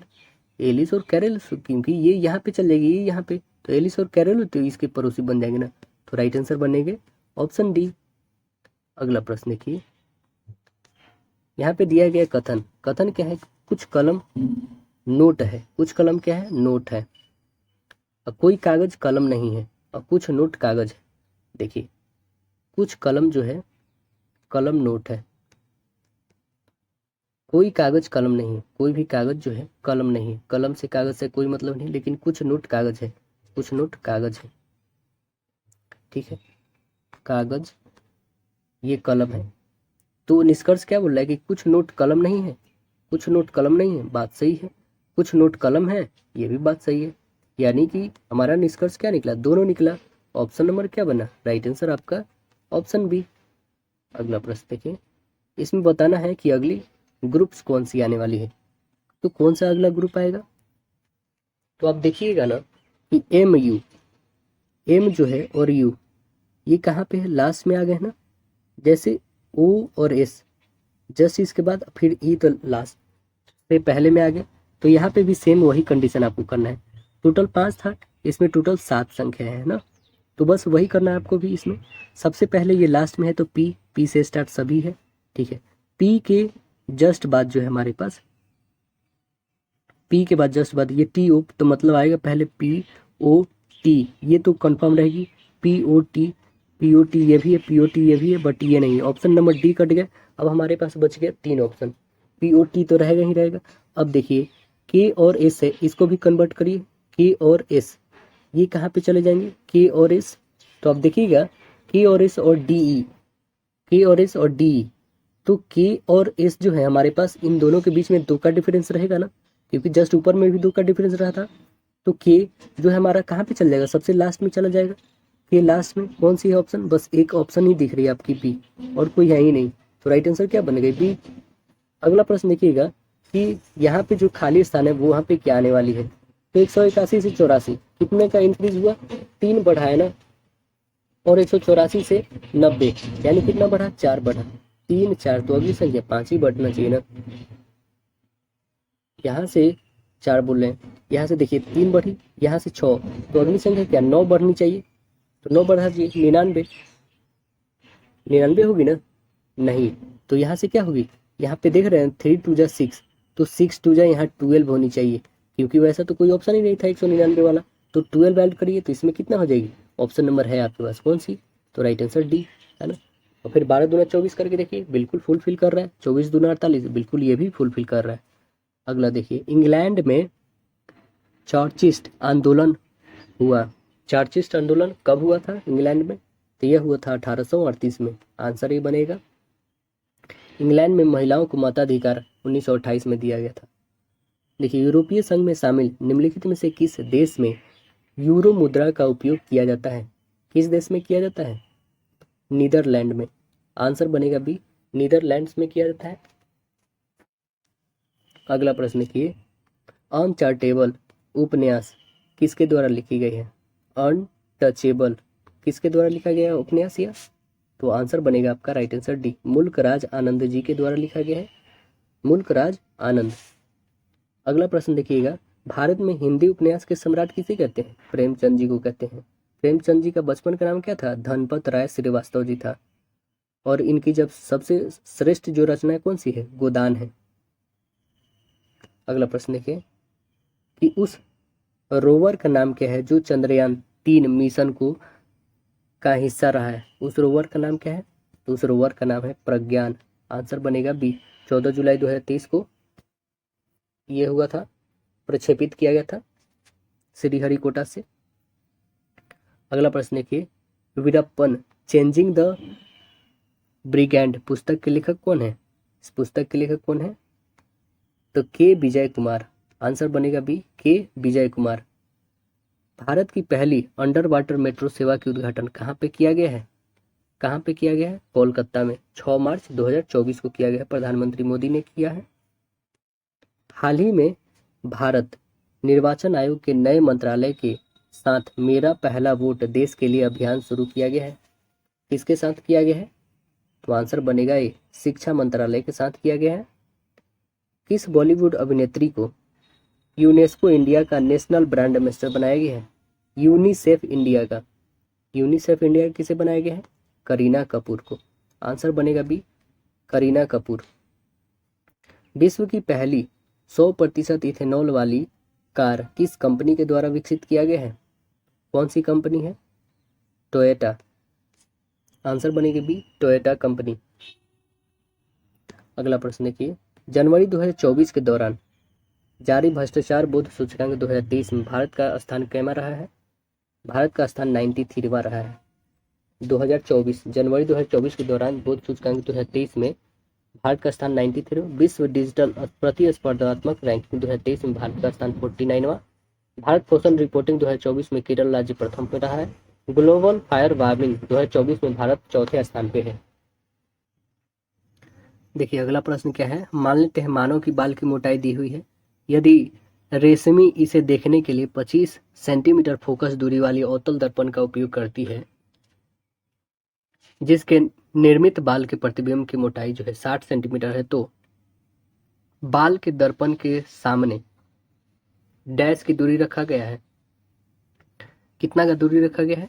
तो ये लेंस फार्मूला होनी चाहिए आपको याद, तब बन पाएगी आपको, है ना। तो चलिए इसे हम लोग बनाते हैं। तो कितनी होगी ये? पहले तो आप आवर्धन निकालिएगा, m कितना हो जाएगा? -v/u कितना है? 60/3 गुने 10 की पावर -3। तो v इक्वल कितना आ जाएगा? -2 इंटू 10 टू द पावर -10। तो अब निकालेंगे फार्मूला पे हम लोग 1/f equal 1/v plus 1/u। इसका कितना दिया है? 25 equal 1/2 multiple 10 to the power -4 plus 1/u। u निकालना हमें, तो u की वैल्यू इक्वल कितनी आ जाएगी हमारे पास? 125 जो है हमारे पास, यहाँ पे u की वैल्यू जो होगी वो हो जाएगी कितनी? -2 मल्टीपल 10 टू द पावर -4 बोल रहे हैं 4/1999 इक्वल 25। तो कितना आ जाएगा हमारे पास u? ये अप्रोक्सीमेटली अकॉर्डिंग -25 के करीब में आ जाएगी सेंटीमीटर। तो आंसर कितनी बन जाएगी हमारी? राइट आंसर 25 सेंटीमीटर के करीब में। ऑप्शन नंबर आपका डी लगभग में रहेगी। अगला प्रश्न देखिए, नीचे दिए गए जो रासायनिक समीकरण को संतुलित करने के लिए हाइड्रोजन सल्फाइड के कितने अणुओं की आवश्यकता होगी? कितने अणु की आवश्यकता होगी बताइएगा यहाँ पे। तो आप देखेंगे क्या इसमें 2 अणुओं की आवश्यकता होगी। आंसर बनेगा सी। यहाँ पे करेक्ट आंसर क्या बनेगा आपका? राइट आंसर सी, अणु की आवश्यकता 2 जो है यहाँ पे अणुओं की आवश्यकता होगी। अगला देखिए, मनुष्य में संतान की लिंग, मनुष्य में संतान का लिंग डैश के द्वारा निर्धारण होता है? बताइए किसके द्वारा? पैतृक गुणसूत्र के द्वारा। आंसर ए बनेगा। अगला देखिए, तीव्र गतिविधि के बाद पैर की जो मांसपेशियों के ऐंठन से राहत पाने का अच्छा तरीका क्या है? अच्छा तरीका है इसका गर्म पैड से हल्की मालिश करें। करेक्ट आंसर डी बनेगी। अगला है इनमें से किस यौगिक का उपयोग जो है बोरेक्स का निर्माण में किया जाता है। बोरेक्स के निर्माण में किया जाता है कौन से यौगिक का, तो आंसर बनेगा धोवन सोडा। आंसर बनेगा ये धोवन सोडा। अगला प्रश्न देखिए, दो संख्याओं का जो है गुणनफल दिया हुआ है कितना है 726 और उनका महत्तम समवर्तक 11, तो लघुत्तम आराम से निकल जाएगा 726 और बट्टे 11 कर दीजिए, काटिए इसको, कितना आ जाएगा 66। आंसर बन जाएगा बी। दो संख्याएं हैं 3:4 के अनुपात में, उनमें महत्तम समवर्तक लघुत्तम समवर्तक का गुणनफल दिया है 2700, तो संख्याएं का योगफल हमें बता देता है। दोनों को गुणा कर दीजिए, कितना हो जाएगा 12x² बराबर 27, 12x² इक्वल 2700, काटिए 12 से कटेगा, 12 दूना 24, 24 6 12 25 60, यानी 225। 225 किसका स्क्वायर होता है, ये होता है 15 का। तो हमारे पास x का वैल्यू 15, यानी 15 3 45, 15 चौका 60, 45 और 60। संख्याओं का योगफल 5 10 105, ऑप्शन नंबर सी। यदि किसी समानुपात के पहले 3 पद 42 36 35, तो चौथा पद क्या होगा हमें बताना है। चौथा पद आपको पता होना चाहिए कैसे निकलती है, तो ये सीधे हमारे पास क्या हो जाएगी 42:36, 35:x, यही ना होगी। तो 42, यहाँ पे x इक्वल सीधे लिख दीजिए 36 × 35 बट्टे 42 हो जाएगी, काटिए कितना आ जाएगी 30। तो आंसर क्या बन जाएगा हमारा, राइट आंसर ऑप्शन ए हो जाएगी। अब देखिए यहाँ पे दिया है, इसमें ए और डी के बीच का संबंध हमें बताना है कि क्या है। ए और डी के बीच का संबंध क्या होगा, ए और डी के बीच का संबंध, तो आप इसको निकालिएगा ना, तो ए और डी के बीच का संबंध आएगा आपके पास, राइट आंसर डी बनेगा। ए और डी के बीच में संबंध यही आएगा। अगला और लास्ट क्वेश्चन हम लोग का, दिए गए समीकरण को हल करना है, ये रेशनलाइज करना है, बहुत ही आसान क्वेश्चन है, इसे रेशनलाइज कर लीजिए आप। देखिए यहाँ पे जो हमारे पास है और इसे और ये तीनों को आप रेशनलाइज करना होगा आपको, तीनों को लेकर के। पहले तो इस दोनों को कर लीजिए, क्योंकि ये प्लस और माइनस में बहुत ही आसानी से हो जाएगा। जब ये हो जाएगी तो इसे भी प्लस माइनस से मल्टीपल, क्योंकि ये हमारे प्लस है, तो अब इसका जो है √5 - 1 और √5 - 1 से मल्टीपल कर दीजिएगा। तो ये जब दोनों को मल्टीपल को ऐड करिएगा ना, तो आपके पास टोटल आंसर जो आनी चाहिए 17 - √5/2 आनी चाहिए, यानी करेक्ट आंसर बी बनेगी इसकी। तो आशा है दोस्तों वीडियो पसंद आया होगा, फिर हम लोग अगले सेट में मिलते हैं, जब तक के लिए धन्यवाद।